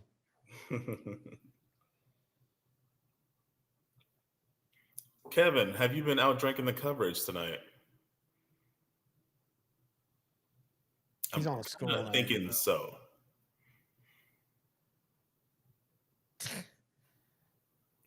Second time. Terry, haha, you were wrong. It was just a drop back sack. Look, I love Dak, but second time in this game, he has been sacked in the red zone. You don't get sacked in the red zone. You don't have, it's very hard to get called for any type of intentional grounding in the end zone. Just throw it into the back of the end zone. Yeah. Kevin, what have you been drinking tonight, sir?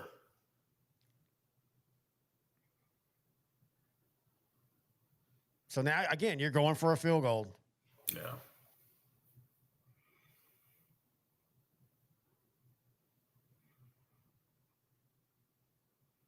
See, this just, I mean, what was the purpose of that play? You're already in field goal range. Are you just trying to get even better field goal range? Or is this 4-down territory? No, you're hoping. I mean, look, I get it. The Cardinals dropped 5 into the end zone. You're hoping he makes a catch, he spins and breaks a tackle. That's. I mean, at that point, that's all you can do, dude. Because look, watch this. They're going to show the. See, you've got too many people. You throw it in the end zone, it's an interception. You're just trying to throw it and move on. No, I agree with Kevin. That's a give up play. Well, it is, but I mean, what else are you going to do? If you throw it in the end zone, it's an interception. So, I mean, I know it sounds crazy, but as he kicks this through, it's a 14-point game. What did we say? When you have an offense like Dallas, if you can go into the fourth quarter down 10-14, you're at least still in play. A lot of games this season have been decided in the fourth quarter where I know games are decided in the fourth quarter, but huge offensive explosions have been happening in the fourth quarter. Yeah, I mean, again, yesterday, what was that score going into the third quarter, actually? For which game? The Bears. Oh, I don't know. Let me go check. Let me do some investigating. I'm looking too, sir. There were 31 points scored in that fourth quarter. 16 by the Bears, 15 by the Bengals. Nice. Yeah, the Broncos were kind of having the cornering the market this season in fourth quarter scoring. In the Texan game, they were down, I think 7 to 15, and then they scored 11 points in the fourth quarter. But yeah, like for example, the Giant game, they scored 33 points in the fourth quarter. I want to see other games like that. Yeah, I guess not much in some of the other games. Yeah, Giants and 49ers scored 2 touchdowns each in the fourth quarter. Of course, as you said, I mean, not only have they done, Oscar-nominated actress, Christmas Vacation icon, the movie Christmas Vacation, Diane Ladd has passed away at 81. Oh yeah, that's Laura Dern's mother. Laura Dern's mom. She was the mom in Christmas Vacation, which I will be watching here in about 37 days. So a shot to Diane Ladd. Cheers. We loved you.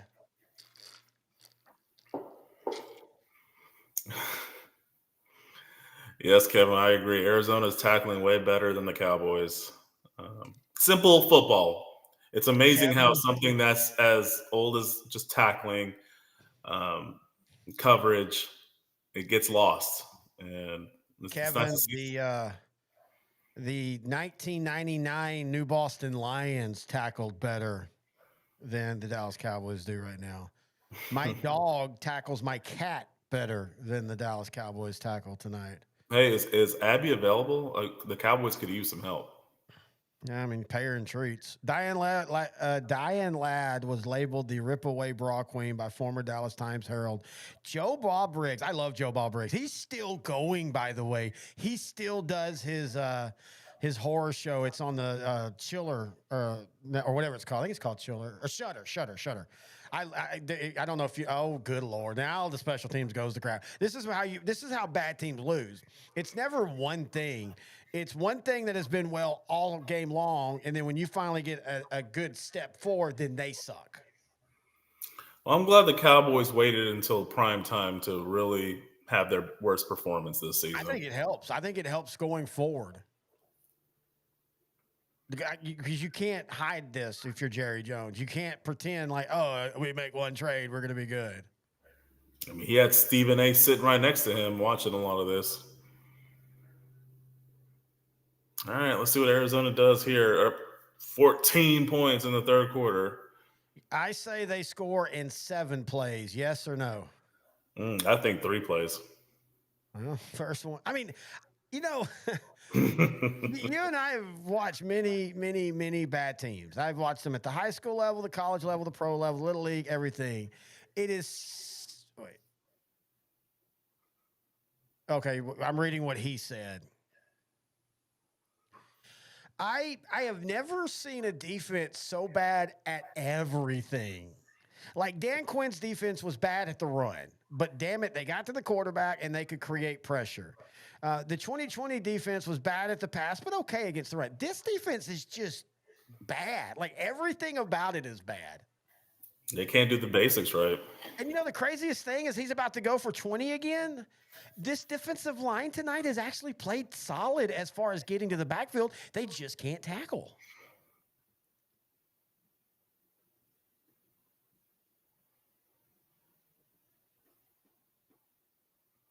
I mean, why does Brissett even need to be in the game? They can just hand it off to their running backs at this point. Wing T offense at this point. I told you that's what they were going to do, score a touchdown. I did not say they're going to sit on it because Dallas's offense is good enough to get back in this game. So what the Cardinals now need to do is say, we want to score, of course, but we want to score with the most time each drive that we can do. Hell, maybe the Dallas defense should just lay it like you do at the end of the game when you need the ball back. Just let them score and then try to score again. Maybe start. Dude, well, okay, I hate the NFL rules now because if I was Dallas, I'd start onside kicking it the rest of the way out if you make points. Well, you technically can. Yeah, but you have to announce it so there's no surprise. Yeah. I do want – look, I am 100% all for the safety and stuff.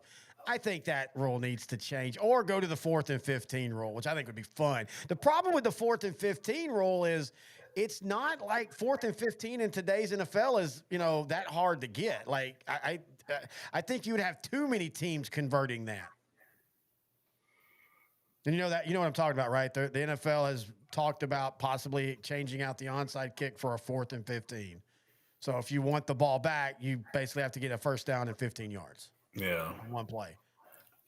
So will that be up for vote next season or? They've talked about it over the last couple of years. It's never been officially proposed, or I think it was one year and then it got pulled. A lot of times you propose something and if you don't have enough votes, you just pull it. And because basically you want to throw an idea out and then it takes a couple of years to get everybody on board. I think eventually they might try it. I just think in today's NFL, again, I think, oh my God.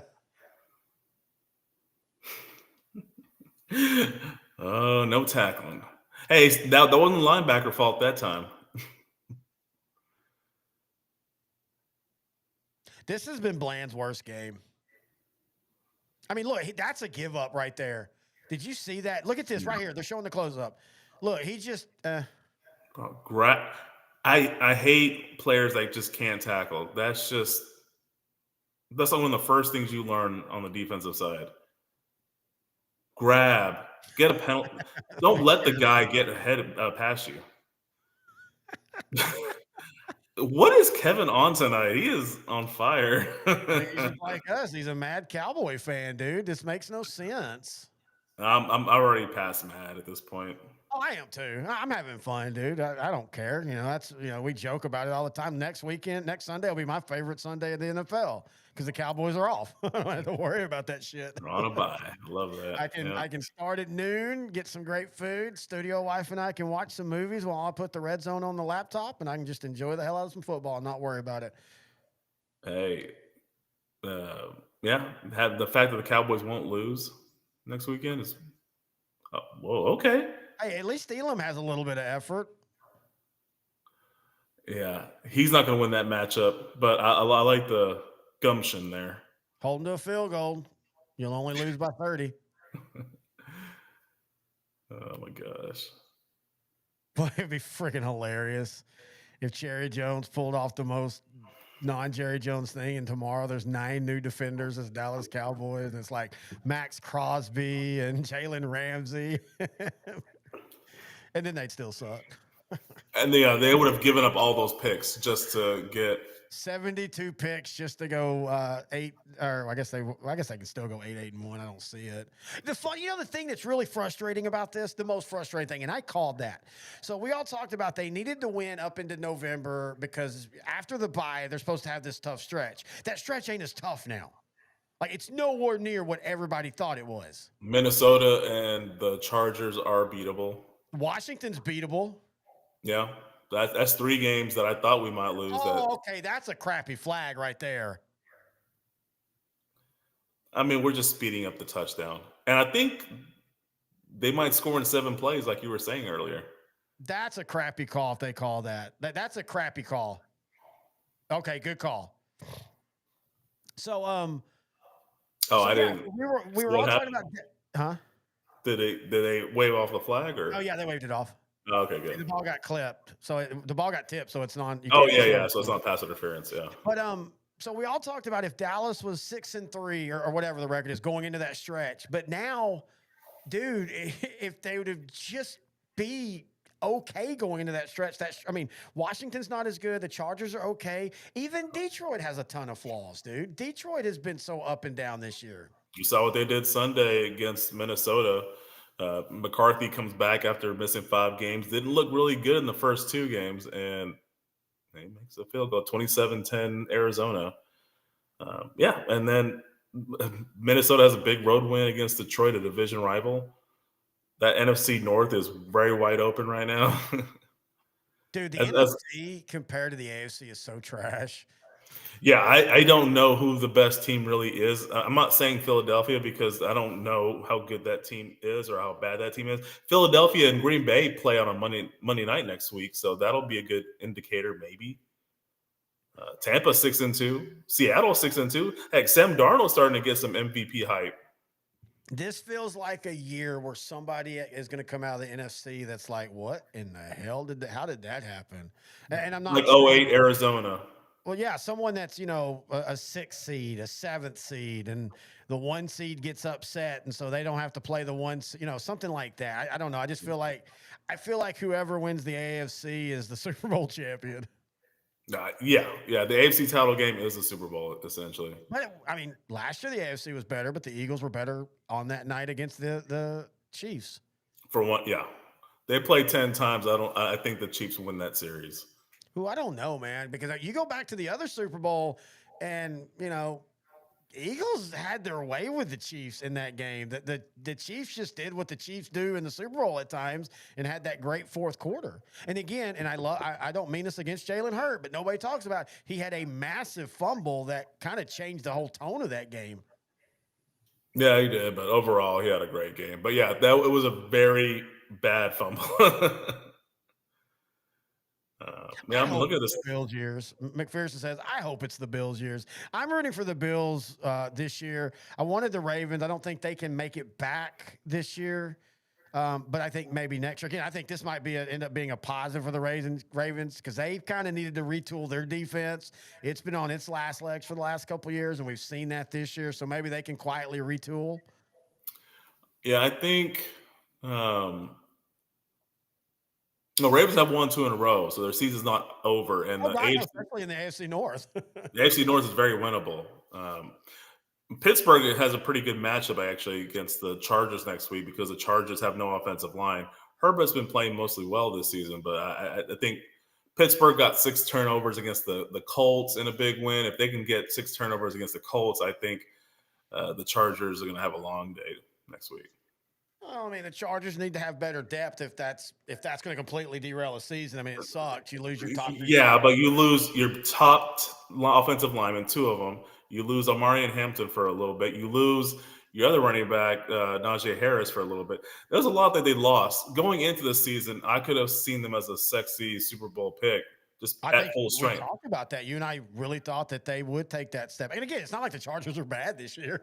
Mm-hmm. Oh, you taught Madubuike. I didn't know that, Kevin. It's pretty cool. Yeah, he was a McKinney guy. I still feel the Broncos aren't 100% the real deal. I like them, But this sluggish through three quarters thing always eventually, well, I say always, hell, the cardiac, well, I guess it affected the cardiac Browns at one point too. Hey, don't throw that next time. Kick the damn field goal and go to the next round, brother. But that always ends up biting a team at the worst time. Yeah, it does. They're just benefiting because their defense hasn't been really playing to what the preseason predictions had, and Knicks has been good at times, just not good for 4 quarters. Running game has sort of been there. But yeah, you feel like they're going to get exposed in the playoffs by a solid team. Which is what happened last year too. They're winning the games they should, which is very important. So he's thrown for 61 completion, which in the Sean Payton offense is terrible. Yeah. 6.1 yards a completion or an attempt. That's average. 17 touchdowns. Okay. 6 interceptions. Not bad. You'd like that interception rate to be a little smaller. But hang on. Dak rolls right. Completed catch. Oh, a shoestring tackler. He scores a touchdown. I don't know why I felt the need to stop talking. I just felt like something big was about to happen when he kind of busted out that backside of the pocket. But yeah, Bo Nix has been perfectly fine. This is a good team, and I think the future is really bright for Denver. I just feel like there's a lot of magic going on this year that's really hard to keep going. But I kind of said that last year with Denver as well. And they Patrick were last Surtain year in that second half of the year. They were coming back. It was just lower scoring games, but they were coming back a lot in those fourth quarters last year. I think their defense is perfectly fine. They don't really need to make changes there. I just think on the offensive side, they might just need more firepower because I think, yeah, I just think they just need another year of seasoning as well. Yeah, I like that Bo Nix is pretty fearless, and I think that'll carry over as he matures and gets better. Is he a franchise quarterback? It looks like he can be. Who, Nix? Yeah. I don't like that term. I don't think that's a thing anymore. I think because you look at Baker Mayfield with the Browns, you know, I know they made the playoffs on it, and they should. Isn't that weird? I just realized Baker Mayfield and Drew Brees, the trajectory, because both of them were good with one team, had major injuries, and the teams gave up on them, and then yet they revitalized their career. Now, I'm not saying Baker Mayfield's going to be a Hall of Famer or anything. I just think franchise quarterback is I think any quarterback in the NFL that's worthy of being a valid starter, a top 15 starter, can win a Super Bowl with the right team around them, period. End of the discussion. Trent Dilfer discussion there, yeah. And he never was even a top 15. Though people forget how much of a cannon he had. That dude could throw the ball a country mile. Kevin brought up the question, do you like Jackson Dart? I will say what I viewed of him in college is different how I view him in the pros. In college, I viewed him as a quarterback that can get you big blowout wins against inferior opponents, but then struggle against halfway decent teams. In the pros, it's a small sample, but what I see is a fearless dude that brings some sort of energy to an offense that's missing all kinds of talent. And I kind of want to see what this translates to next year when Scadaboo is back, when Neighbors is back. Maybe improve the offensive line a little bit. I like to see him for a full season with other teams having game tape on him. But so far, I like what he's shown in the NFL. They need a lead running back. Well, they got Tracy and they had Scadaboo. I mean, that's a good 1-2 combo to me. Tracy's below average, and Cam is not. You're not going to get. You're going to have to kick a field goal here. You can't go for it right here. They're going to, but you're going to have. You do not kick the field goal. Stay within possessions. I like Cam, but Cam is not a guy that's going to be we're going to give him 25 carries a game. Cam Scadaboo needs to be the Turpin of their running back. 10 rushes, 5 to 6 receptions, and get somebody else that can run most of the other downs. He might not be a 20-plus carry running back, but I like what he did in his senior year at Arizona State. He got in better shape. He took some good advice and had a big year. It translated into getting drafted in the NFL. I think he's a hard worker. He seems to have a good attitude. He seems to play football. He's a guy you want on your team. But because of his unique way of playing, his unique personality, I just can't gauge how good he will actually be in the NFL. I hope he recovers fully. I kind of want him to be the every down running back just because I like him. And he has proven to play well. Like he's had some big games already in just a handful of games. But to your point, be objectively, I don't know if his running style is sustainable. But he's shown, especially in college, that he will adjust his weight. He'll work out. He'll do what he has to do to be on that field. So that part I do like about him. Oh no, I mean I like everything about him, dude. He's a baller. He's that, like you say, the type of guy you want in this team. But I just don't think he's the type of guy that you can say, okay, you're going to get 25 yards a carry or 25 carries a game, and you're going to be a 4.3, 4.4 guy. Yards per. I mean, he's a power back. He's a guy that you switch up the pace with him. You get a speed back. You have that guy be your main guy. Then and Scadaboo can catch the ball. He's really good out of the backfield. So use that. In fact, I see a world. I know nobody uses him anymore. I would prefer him more. And I told you this as a wing back. Offset tight end style. I think if you put Cam Scadaboo at tight end, I think you get way more value and longevity out of him because he's not taking the 75 hits a game, but you're using his strength of being able to break tackles in the open field and such. I think he's only like 5'11", though, so he'd kind of be odd. Make him why? I think that I have never understood this in sport or in football. The height thing, like I get it with quarterbacks, you got to see over the line and things, but like, okay, what's wrong with a 5'11" receiving tight end that you're not asking to block? You're putting him as you're not asking him to block. Oh, okay. Well, that kind of changes things. Some. I mean, he's going to block some as a tight end. You're going to have to block some, but I mean, he blocks as a running back. He picks up blitz coverages and stuff. So put him as an offset tight end, and you're mainly running routes with him. I just think it saves his career. I mean, health wise, not talent wise. Yeah, I'm not opposed to it. I just never seen a 5'11" tight end. They're going for it. Literally ever. Yeah, I'm seeing right now Dak is under center and snap. And incomplete. I knew that was incomplete as soon as it left his hand. I did too, because he had to throw off his shoulder. Sweat's dominating them. Yeah, this probably has been his best game of the season. Yeah, like just apps, dude. This again, I'm glad this is happening. I hope Jerry Jones can rescind whatever trade he was talking about. I love CeeDee Lamb, and I know he's 6'1", but that's where you want why are you not throwing that route to George Pickens, where he can body the guy? And George Pickens was kind of absent on that drive too. Like, you don't have to just look at one player to throw. You have 3 legitimate targets. No, I mean, to be fair, it wasn't like Dak immediately threw. He rolled out and he held on to the ball. It's just, again, this is the problem. Your defense is so bad, your offense has to be perfect. And you can tell.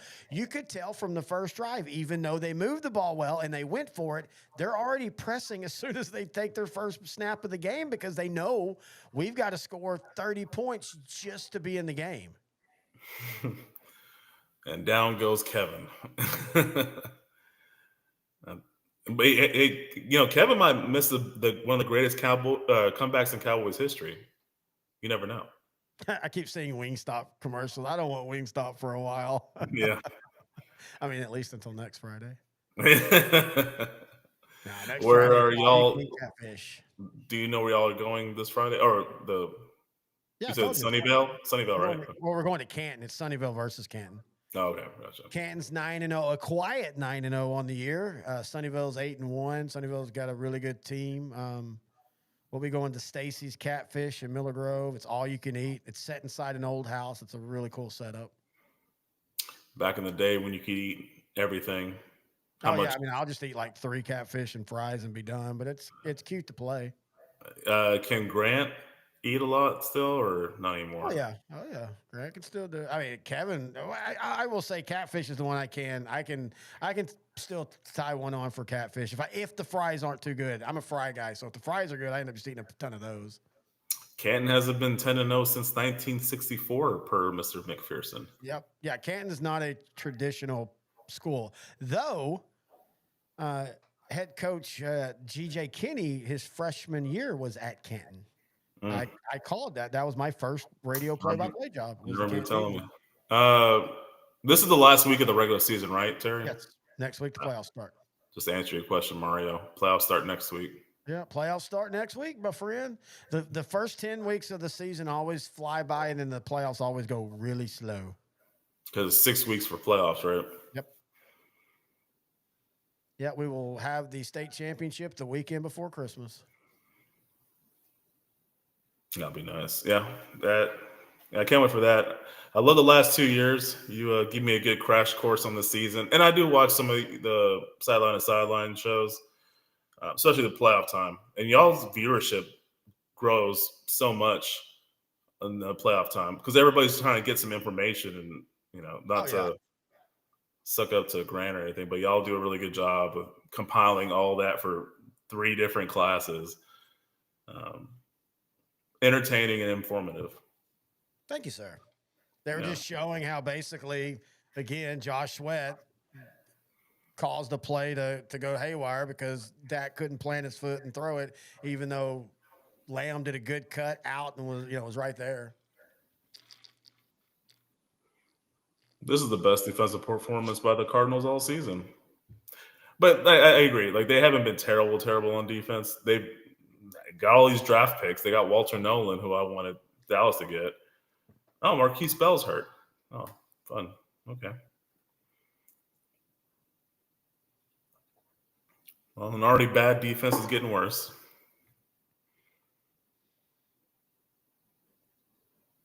How Bell's the only one's been giving at least some effort. And Jadeveon Clowney's had a good game. He has, yeah. Clowney's had a good game. Bland statistically has had a good game just because he has so many tackles. For corners, tackles don't matter to me. And it's actually pretty bad if a cornerback's your leading tackler.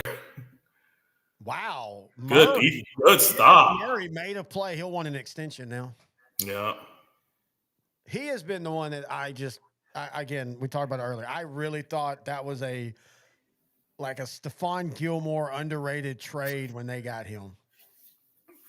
I thought that was the big quiet acquisition of the entire offseason. Here we go. Look at the point margin for the Cardinals. I mean, it's crazy how they do that. There's never a rhyme or reason why a team will be great for 3 quarters and then suck, or why a team will struggle for 3 quarters and then be great. And here comes Clowney and here the Cowboys. I am not having hope. I just want to point out, and I'm not saying they were bad decisions at all. I'm very aggressive. But if you take the points with the first drive and you take the points with the last drive and you take the facts, and there you have – I'm sorry, going into a song from the 80s. The facts a lot. It's 27-15 right now. I'm just making that point. Okay. Well, no, I mean, I'm being serious. Like, I'm not saying that they were bad decisions, but, as much as I love going for it on 4th down. It just doesn't work that way, though. You know that. What do you mean it doesn't work that way? Like, if you go for it or you don't go for it, that alters the course of history. I know you're right, but I mean, possibly it might not change it that much. I don't think the Cardinals score less because they kick 2 field goals. I think Sam Williams forced a hold.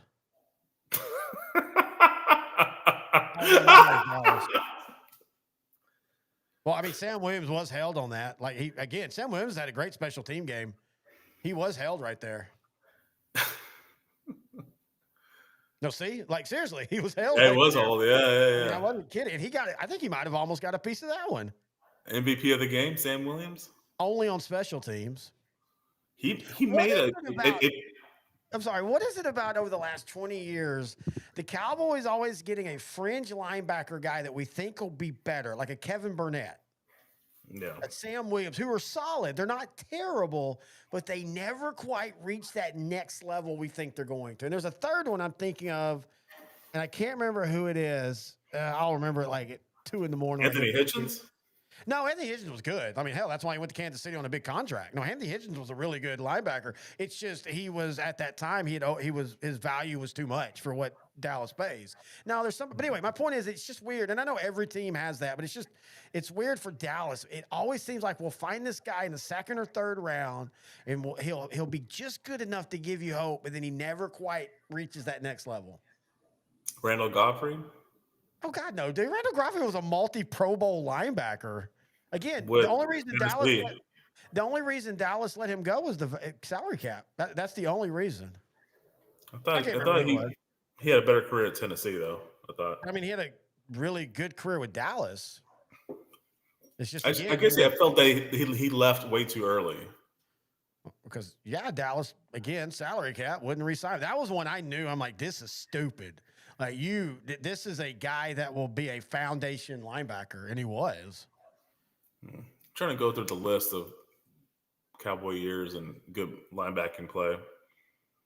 I'm Damian Wilson's coming to my head, but I don't think that would apply here. No, you can put that. It's not who I'm thinking of, but that's actually a very good one. The Minnesota Gopher linebacker. I think he was drafted in the second or third round. Maybe that is who I'm thinking of because that's actually a good one to put in. Very solid. It felt like he was always next year will be the year. It never happened. Well, that's a good question. I'm really trying to go through the Rolodex here in my head. Position the Cowboys have always struggled with since Darren Woodson's retired is safety. Well, it's not only that they've struggled, it's that they've not emphasized it at all. Like, oddly, every defensive coordinator since then is not, every defensive coordinator has their position. Their guys, Rod Marinelli, defensive line, Dan Quinn, pass rushing ends, Mike Nolan, who the hell knows? But yeah, ever since then, it blows my mind to think where Roy Williams was. But again, I think injury and change of football hurt him as much as anything. I would love him to just commit to being a linebacker. Yeah, but back then you couldn't do that. That's something you could have done now because the way the NFL is different. But back then you still had so many power offenses. If he gains 10 more pounds, I think he loses that step, and then he just becomes a small linebacker. I'd love to see that now, again, because again, Darren Woodson was a linebacker in college who converted to safety. Why are you wearing a mouth thing like it's cold outside, dude? Who you talking about? The tackle, is that Steele? I think it's Steele. Or no, is it Thomas? It's one of the offensive line. Yeah, there he is right there behind Dak. Yeah, it's Thomas, number 71. Look at Arizona faking injuries. What a shame. They're trying to kill this up-tempo offense we have. The frustrating thing is, and tomorrow, all the memes, Dak Prescott only scores 10 points. Dak Prescott, what happened to Dak Prescott? It's like, God, I hate the internet. The quarterback's the easy position to blame because it's just people that don't have to spend much time researching and really thinking about it, or really not that big of a fan, or just trolls that love to crap on the Dallas Cowboys. It's just I tune that out. It means like I know what the issue is with the Cowboys. It's a joke I've been saying this whole show. Oh yeah, Bruce Carter had blazing speed. I thought he was gonna be great, and then he left and went to Tampa and really didn't do anything. Oh no, North Carolina. It was Kevin Burnett at Tennessee, Bruce Carter from North Carolina, Sam Williams from Mississippi, Damian Wilson from Minnesota. Just these guys that just almost were there. Almost were there. Yeah. We're going to have to do a show or maybe a short about the fascinating season that was the 2014 Rolando McClain Cowboy year. Yeah. 2014, he was defensive MVP. He really had there's a legitimate shot at him actually being in the top 10, the actual MVP voting. I think he was. He was that crucial to the Cowboys defense, and that defense wasn't that good, but he was such a difference maker. He created Well, he'll create turnovers, that run defense stuffer. wasn't great, but the offense hit it so well that their stats actually look pretty good. He was ninth in Defensive Player of the Year voting and second comeback Player of the Year. 81 tackles. That doesn't tell you though. 9 tackles for losses, a forced fumble, 2 interceptions, and he just dominated from tackle box. I mean, anything inside, and he started it the next year, and then he never wanted to play football. I mean, it's 100%. I'm not knocking the man for that at all. If you don't want to play, you don't want to play. But man, he had the talent to be an all-time great. He really did, but he just didn't have the mindset for it. Looks like Mac Wilson or Wilson. He's in the medical tent. Yeah, he got a good job by guiding there on the chip block, but he got him underneath that where the pad comes up. You know that spot, dude. If you've ever played on the inside, man, you'll get hit there so many times and it hurts. Yep. Well, first down, Dallas. Can't make anything look easy. Dude, everybody says Flanoy's name different. Flanoy, Flanair, Flanene. We need to do the thing like Terod Taylor did, where you basically just ask him, "Hey, how do you pronounce your name?"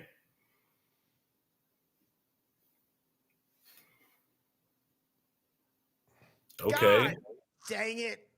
Oh, what a big play by Javonte Williams. Woo! Am I ahead of you? What? Oh, you saw the fumble. Oh, by yeah, Pickens. sorry. I forget you're behind me. Sorry about that. No, I think I'm ahead of you here for some reason because Oh, I you saw just the fumbled? Williams play, and then you like 2 No, I seconds was talking later. about Javonte recovering the fumble. Okay, Pickens. Oh, yeah, you're way behind me. I just saw him make a great play. Damn, he almost fumbled again. And you know, on one of those plays in one of the early games, he held the ball like real out like this. Well, I guess so the camera like this. I'm Oh, like, Carolina. yeah, like, dude, what are you doing? Oh, yeah, he held the ball out and then tried to leap over the guy at the same time. Look at here we Arizona go. faking Faking injuries injuries. again. They're Jinx. doing the A&M philosophy of a few years ago.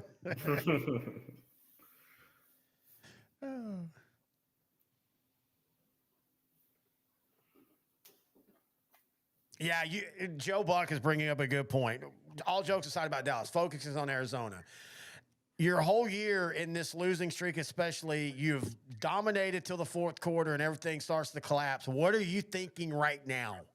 You know, here we go again. You know, we've been dominating this game, this top 5 offense or top 2 offense we've controlled, yet all of a sudden we got Calais Campbell. He's out of breath. A couple of guys in the defensive tent. The offense the last time looked the worst that they have all game. This is when that shit starts to get into your mind because, hey, if Dallas can, I mean, even a field goal, but especially a touchdown, it's a 10-point game with 11 minutes left. You're not even in a hurry anymore. You're not stressing about time if you're Dallas. You're, again, what we said, be within 10 to 14 against a team that collapses, you have a chance. Yeah, and this season, Arizona has had a history of collapsing in the fourth quarter, hence their 5 straight losses. Hey, Okay, Tom. big run. First and Oh, yeah, you goal. are ahead of me now. First and goal, Dallas. Okay. Welcome to the chat, Tom. Mario, I had to defend Dak to people. Me defending Dak. Yeah, Kevin, you're not wrong. No one could eat with Gerald Laird. Rest in peace, brother. Touchdown. Dallas Cowboys. Beautiful throw. Yeah. That was a pretty throw. You and I know this. A lot of people look at that and they think that's an easy throw, but to throw the out to a slot over 2 defenders, you've got to place it in that spot. Because if you throw it too far, it's out of bounds. And if you throw it too short, it's at best a pass deflection, at worst an interception. Yeah, great throw. That's why he gets paid the money. But again, can the Cowboys defense stop Arizona, or is this touchdown in vain? Hey, Kevin, talking about Canton, do you remember, and they weren't a good team, the year before Gary Joe Kinney became the head coach at Canton and G.J. Kinney, they had a running back that was a beast. I think he went Division I, but never did anything. and I was trying to remember his name the other day. If you could remember that name, I'd love it because I don't know why. You know, Kevin probably went to bed now. Kevin just was commenting 5 minutes or 2 minutes ago. No. Oh wait, yeah, he did. Oh, so he lied. Okay. Somebody outdrank the coverage. No, I'm actually good. And by the way, intern Noe, the pro commissioner, definitely outdrank the coverage Saturday night. He missed all of the classic Toronto Dodgers World Series from the 7th inning on because somebody passed out with a little bit of wing sauce still on the mouth, I think. Great eating and yeah, vodka. I guess does it for me. In 2 days, we spent $140 on wings. Ate almost all of it too. Bad. I'm not even. And the funny thing is, all jokes aside, for 2 guys, we didn't really get a ton of wings. We got 15 wings and 4 tendies, and then the next night we got 20 wings and 4 tendies because I realized Uber Eats had a buy one get one free on the wings, and I'm not gonna let that go because you know what? Every one of those wings basically got eaten. Yeah. Friday for sure. Saturday there was some wings left, but good eating. I mean, Wingstop's becoming more of my thing if I order it. Yeah. I had told you I had when you're living alone, it just some things make sense to order when you order. Like, McDonald's makes sense. It's right down the road. It's cheap. But like getting just 10 wings and fries by yourself, especially during that weird era where all the wings were expensive, it'd be $40. And so it made no value sense. So what I started doing was I assigned wings to pizza. I love Marco's Pizza. Their wings are good. And they're not great. They're not better than Wingstop, but they are good. So I hadn't got Wingstop in forever. And then a couple weeks ago when you came over for a Thanksgiving show, we decided to order Wingstop, and I'm like, dude, I forget how much I like Wingstop. Like that legitimately is the best wings going as far as a national chain. Yeah, I agree 100%. Oh, that Thanksgiving show will be uploaded pretty soon, I guess. Probably going to load. Let's see, Thanksgiving this year is on the 27th, I think. It's a little bit later than normal. Yeah, I think I'm going to load it up on the Monday, the Monday before Thanksgiving week. Let it be up for about 14 days, or not. It'll be up for, but let it be out there. And then we're going to start cutting here. I was going to do it today, but I got side rail doing some other stuff for the playoff season. I'm going to start doing some Thanksgiving shorts. We technically could just put the same show up we did last year. We basically did the same show twice. Though I thought this year was better. Yeah, I think so too. With it's basically us having a second shot at it. Yeah. All right, Arizona gets the ball, and man, they've been having some decent lanes to run. Yeah, I was reading something before the game. PFF, I need to give you that. I have a subscription. It's a little bit more analytical. It's nothing really we can use on the show. Like I probably won't even re-up it after this month expires. But the one thing it does is it gives you like some of the deeper numbers. And the Cardinals have one of the better return teams in football. They haven't got touchdowns, but it's yards per. They're pretty good at. I'll take that. The yards per are more consistent. Touchdowns would happen every blue moon.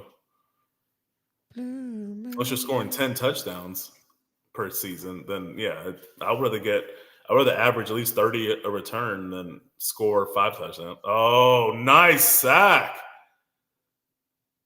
Wow. Yeah, you are ahead of me. Oh, Dante. Dude, baller, man. He's so hurt from earlier in the game. Oh, Mario was asking, do we make original shorts, chop up shows, or both? Both. Yeah.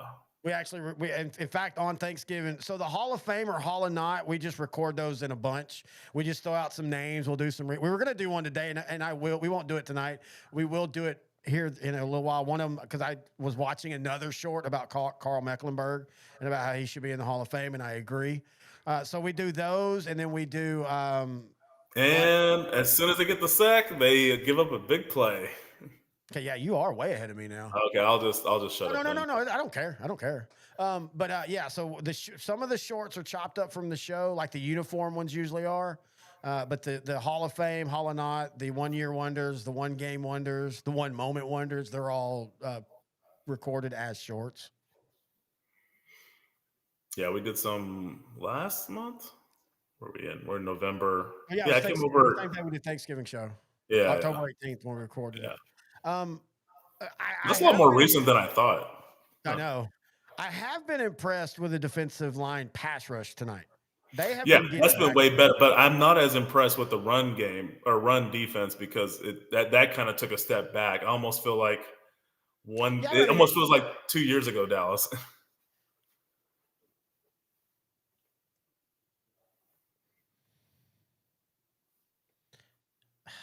I don't know if Arizona's just parking the bus here, but they're outside of that big play, they've been a little bit more conservative on the last couple drives.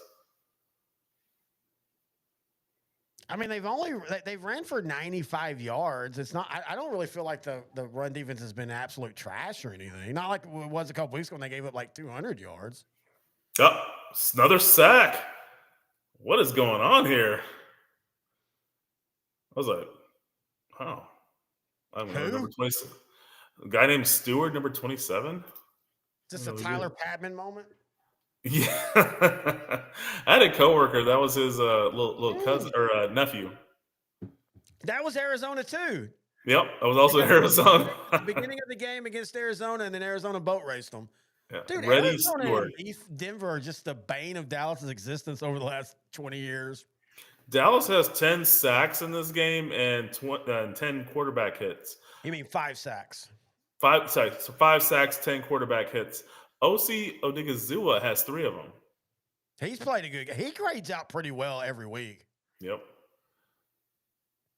Another sack. Well, they called a false start. Oh yeah, because the play just ended. So look, let's talk about this. I don't like what Dan Quinn defense did with the linebackers and stuff. But I'm going to go back to, and I will give Matt Eberflus credit here in the second half and a little bit in the first half because, again, the pass rush has been there all game. It's been the secondary and the linebackers. Do this the rest of the year. Screw it. Be aggressive. Hey, you're going to give up big plays. That's fine. Make big plays because you can give up a big play if you're also making big plays. And so be aggressive if this is what your defense, personnel set is. Yeah, I mean, if you're going to lose, at least go full throttle. Yes, exactly. All right, key play here. Great job! Oh, man. Right up the middle, throws it to the running back. A player's there and actually makes a tackle. And a brilliant play call by the Cardinals because if Clark doesn't make that, I don't know if he gets the first down, but it would have been pretty damn close because they had that screen set up outside of Kenyon Clark cutting up under the block. Watch how he cuts up under. That's a veteran move by a 29-year-old multi-time Pro Bowler. You don't see cowboy feet for 20 yards. And I thought that was going to be a 20-yard game. What's the... I don't know. Oh, they're just stopping the clock. Okay.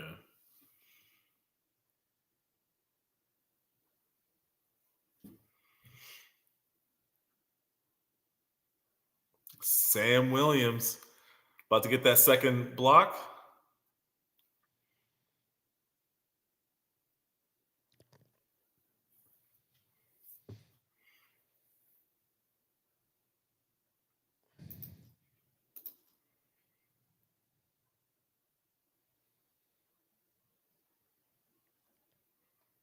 God dang it. They're going to lose this 27-24, and then Jerry's going to be like, we're one player away.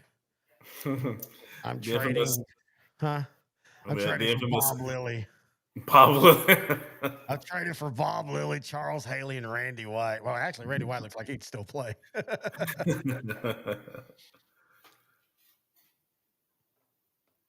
So I'm not listening, but what's going on? Because it's just a pause in the game right now, from what I'm looking at. The clock didn't run on the last play, so they're trying to figure out where the clock should be. Gotcha. Oh, no worries, Mario. We don't care talking shop. We love talking shop. I think this offseason we're really going to step up the shorts. Like we didn't expect the shorts. So the first shorts we did this year that really took off, like the Hollywood Henderson one has 1.8 million. The one where Dale Hansen talks about Troy Aikman has like 2 million. Those were from old shows. In fact, I was like, well, dude, I've got these old shows. I've got this really good AI editing. Let me just throw these up and see what we did.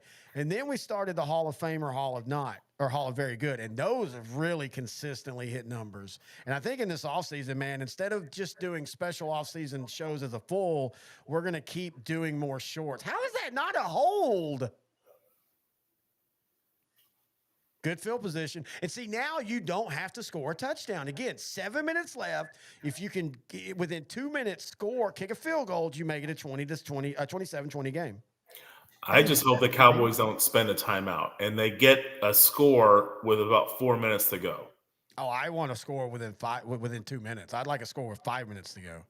And then you have ideally, yes.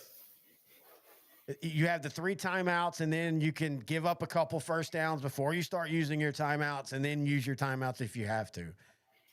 But now, in saying that, this offense, which has gotten better, has still been on Weeble wobbles this game. Weeble wobble. I like that.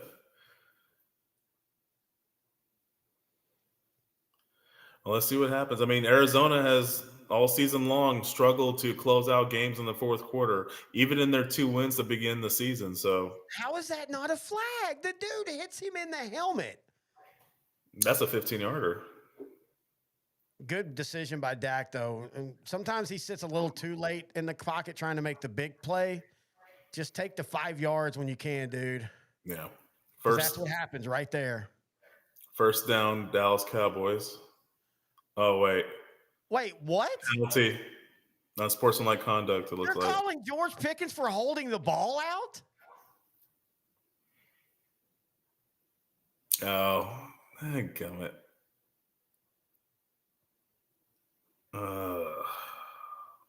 Dude. Well, he was bound to do something stupid.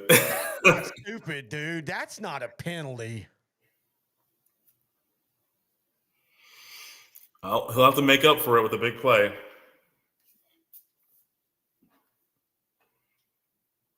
I'm sorry. That's a terrible call. No fun league again. It was taunting essentially, right? It was taunting. They're going to call it. You could literally tell he was just holding the ball out. He wasn't even looking toward the player. Towards the player. It was toward the player. I saw the replay. It was toward the player. No, they literally showed the angle behind him. He wasn't holding it towards him. He was holding it out towards the official and then looked to the other official. The guy closest to the ball was the player, and then he handed it to the official. I'm just saying, I don't think he was taunting, holding it towards the player. He literally was holding the ball. Even Troy was like, that's an interesting call, because it was. That's not taunting unless he's saying something, and his mouth wasn't moving. I'm not trying to defend Pickens because he's a Cowboy. I just don't think that was what they thought it was. Oh, good shit by Lamb there. Good job of answering that, though, the first down immediately, by the way. Yeah. Mario, the ref, hates you guys.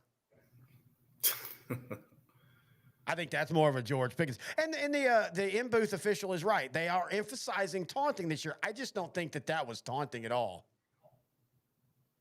I think he was in a bad spot because the referee was right there. And from his point of view, that's something I think from that referee's point of view, it looked like he was hand the ball off to the defender like, oh, do you want this? Well, sorry. I don't disagree with you on that. I'm not saying like it's the Cowboys. I just think that George literally was like looking this way to the official, and then he turned to the other official, and then I feel like that's one of those that's a little too ticky tacky. And when I was watching the play, I didn't see the other official that was by the player. I only saw the official that was to the other side. Sack. Can't get those sacks. Well, that one you can't really do anything about. Good job of collapsing the pocket. I mean, Prescott can't throw it there because it's either going to be intercepted or a intentional grounding. He wasn't going to be able to get rid of the ball. That's just as long as he doesn't fumble the ball, there's still a chance. And you're in 4 down. Well, I guess you could kick a field goal here too. I wouldn't have a problem kicking a field goal. It was Brandon Aubrey, yeah. Well, but I'm just saying, take the 3. Don't if you don't get 16 yards, take the 3 if you have to. There you go. There you go. Okay, puts them firmly back into field goal position. Yeah. Again, I want a touchdown, but you just got to at least have 3. Yeah, I agree. And I got to give this defense or this offense credit, and thank you, Cardinals, for being weird this year. At least the fourth quarter has been entertaining. So you're saying there's a chance? Are you saying there's a chance?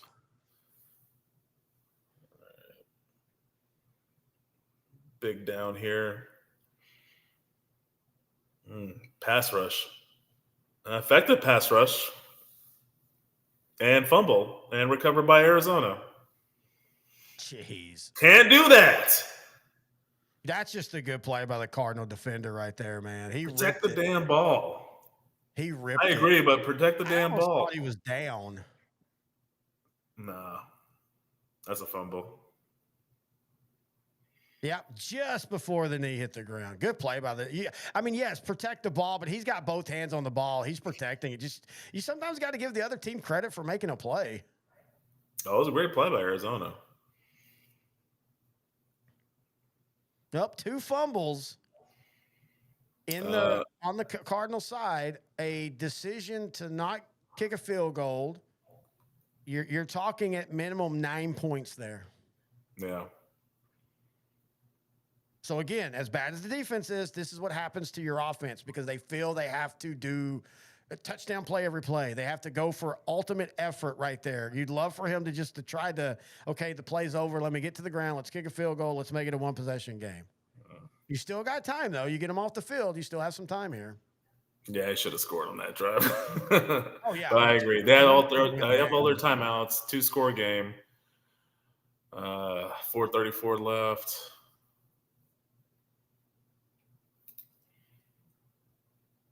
That's just demoralizing. I almost feel like Arizona is going to just run it down and score.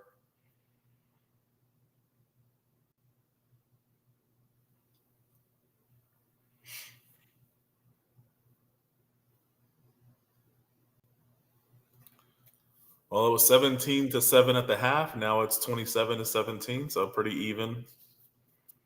I mean, again, the frustrating part about this is just the roster construction on the defense just makes no damn sense. It didn't make sense before the season. You and I said this is going to be a shitty defense. It was a shitty defense last year. It got better as the season went along, and now they can't. Pretty terrible.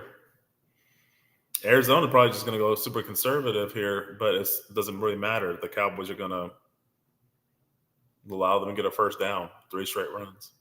Already calling their timeouts. Interesting. Arizona has them right where they want them. Have a fly here. Good job on hydrating, sir. Double hydrating. I shall also hydrate.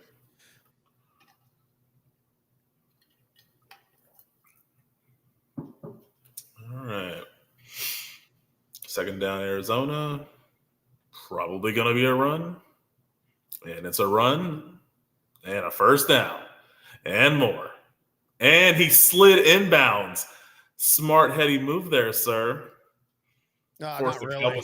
Timeout. Not really, because before 4 minutes, the clock doesn't stop when you go out of bed. It stops for a second, but then it starts. It's not till after the 4 minute mark. I like the thought process. Yeah. He knows he got the first down. Just stay in bounds. I like that.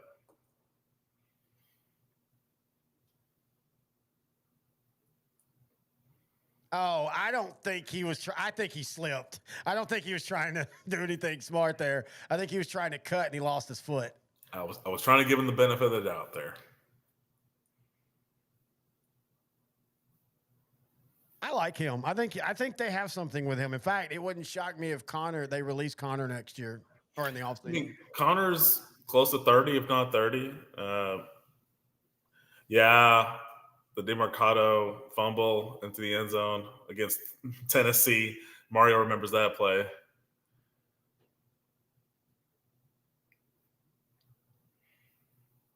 I've never understood what is it with these receivers and running backs that they just fumble it. Like even Jonathan Taylor did it last year against Denver. That was kind of the momentum shifter. I mean, that's been a celebration for a while, and I've never understood it. Like, I don't get why. What's the point of trying to drop the ball right as soon as you cross the line? Why? Like, I've never understood. I mean, again, this isn't the. It comes in groups. It happened a few years ago. Of course, what's his name with the Eagles back then? Deshaun Jackson, in That 2008. was a bullshit one because that was before the obvious fumble rule. And so Dallas actually picked the ball up, but they called the play dead because they thought it was a touchdown. And then the Eagles basically scored the very next play. So he didn't even get any kind of, it didn't hurt his team at all that it happened. It just hurt his stat line. Yeah. Oh, next weekend is their little Disney football. Those are actually kind of fun. I love the SpongeBob ones and stuff. Oh, that's one next month. Okay. Huh? I was thinking because I know the Chargers play the Steelers next week, but that one's early December. Yeah. Buda Now that's a safety I'd love to have. I'd take him right now, and he's what, 33? He's up there, but he's still productive. He's still effective. He's been pretty good in this game. Oh, good stop, but who really cares? Oh, players down. Oh, Clowney's hurt now. Jeez. Damn, this has been Clowney's best game as a Cowboy. This is a weird game because they're going to have some really nice defensive stats. Yeah. Like I said, before this drive, Cowboys had 5 sacks and 10 quarterback hits. I mean, hell, I will be honest. Again, I'm not blaming the offense, but if you told me before the game that Arizona has 27 points, if they don't score again, I'd think, oh, Dallas wins. Yeah. I mean, think of our score predictions. We both thought Arizona would get over 40 easily. Yep. We thought Dallas would get also about around 40. And Brissett using those legs. Now, if you're Cardinals, I maybe just go for this. I mean, you're basically controlling the game.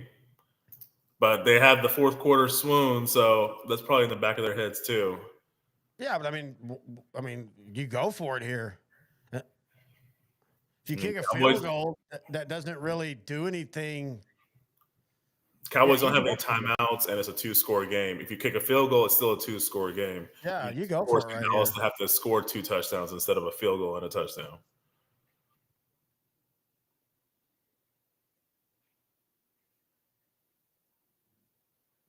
Brissett back to pass. Oh, shocking. Wide open Marvin Harrison. No catch. Dude, I was about to say, wasn't this a thing for him last year too, where Marvin Harrison had like a bunch of catches in the first half and they would have be quiet in the second half? I know he had a couple catches in the second half too, but I'm just saying he was off to like a 200-yard day at one point. Let's see what happened here.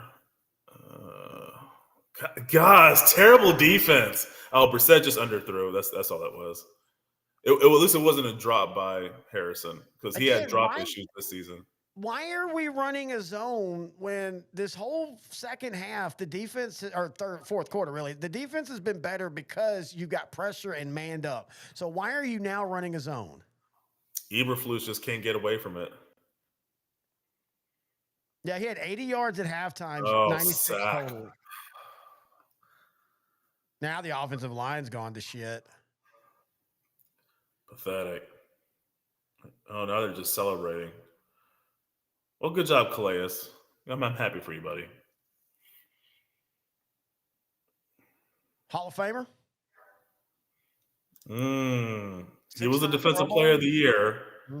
6-time Pro Bowler. Not that Pro Bowls matter, but they still do at times. You were one of the best players at your position for the year. You weren't all pro, but you're still good enough. You see how many all pros he had? Probably because of his longevity, I'm going to give him a Hall of Fame. Not first ballot, but eventually in the Hall of Fame. It's funny. Our biggest argument, I think, I don't think the first ballot was Frank Gore. And yeah, that one to me is as clear first ballot as anything. That to me is a clear, just a stat grinder on bad teams for the most part. All Pro 2, All Pro 2, All Pro 1. That's the year he was. Oh, he wasn't Defensive Player of the Year. He was second in Defensive Player of the Year. In 2017, who won Player of the Year or Defensive Player of the Year? Let me see. It was Arnold Donald. Oh, Aaron yeah. Donald. I mean, I said Arnold. Aaron Donald. Hmm. Dude, but wait, why did Aaron Donald win that? No clue. I mean, Campbell 27. had more tackles, more sacks. God, that's the year DeMarcus Lawrence finished 5th in Defensive Player of the Year. No, it's nothing against Frank Gore. I love his longevity, but there was never a time where you said Frank Gore was one of the best running backs in the league. Period. He made one All-Pro. There was a mid two. Go ahead. That was a year he had 1,600 yards. I would have said it that year. That was the year he was an All-Pro too. I don't think the 49ers were even that good that season. Well, again, and that's not his problem because he and again, you know, he was on some good San Francisco teams at the end. But I love Frank Gore, and I don't have a problem if he gets in like the Veterans Committee. But no, I don't think he should be some first-time ballot guy. I don't even think he should. Like, in fact, I think it should be the Veterans Committee. He's in the Hall of really good stats, but was he an impactful football player? I think he was a solidifying force on those 49er teams that went to back NFC title games. I mean, he was good. I'm going to, man, 16,000 rushing yards. It's hard for me to not say easily. Oh, I pulled up Frank Gore on Pro Football Reference and went to his son. So literally 16 years, 16,000. He averaged 1,000 yards a season. For 16 years, how is that impressive? That's super impressive to me. Yes, if you've played for teams that went to 3 and 4 Super Bowls, and the whole time you were in the league, you were on impactful teams, and you weren't spending the majority of your time playing on bad teams, and you're a stat machine. That's that Hall of Fame where the stats and the impact. It's such a fun discussion. Campbell's like, I'll show you my Hall of Fame numbers. Yeah. Oh. Jeez. Oh, wow. Oldest active defensive player in the league. Dude, he bitch slapped Thomas.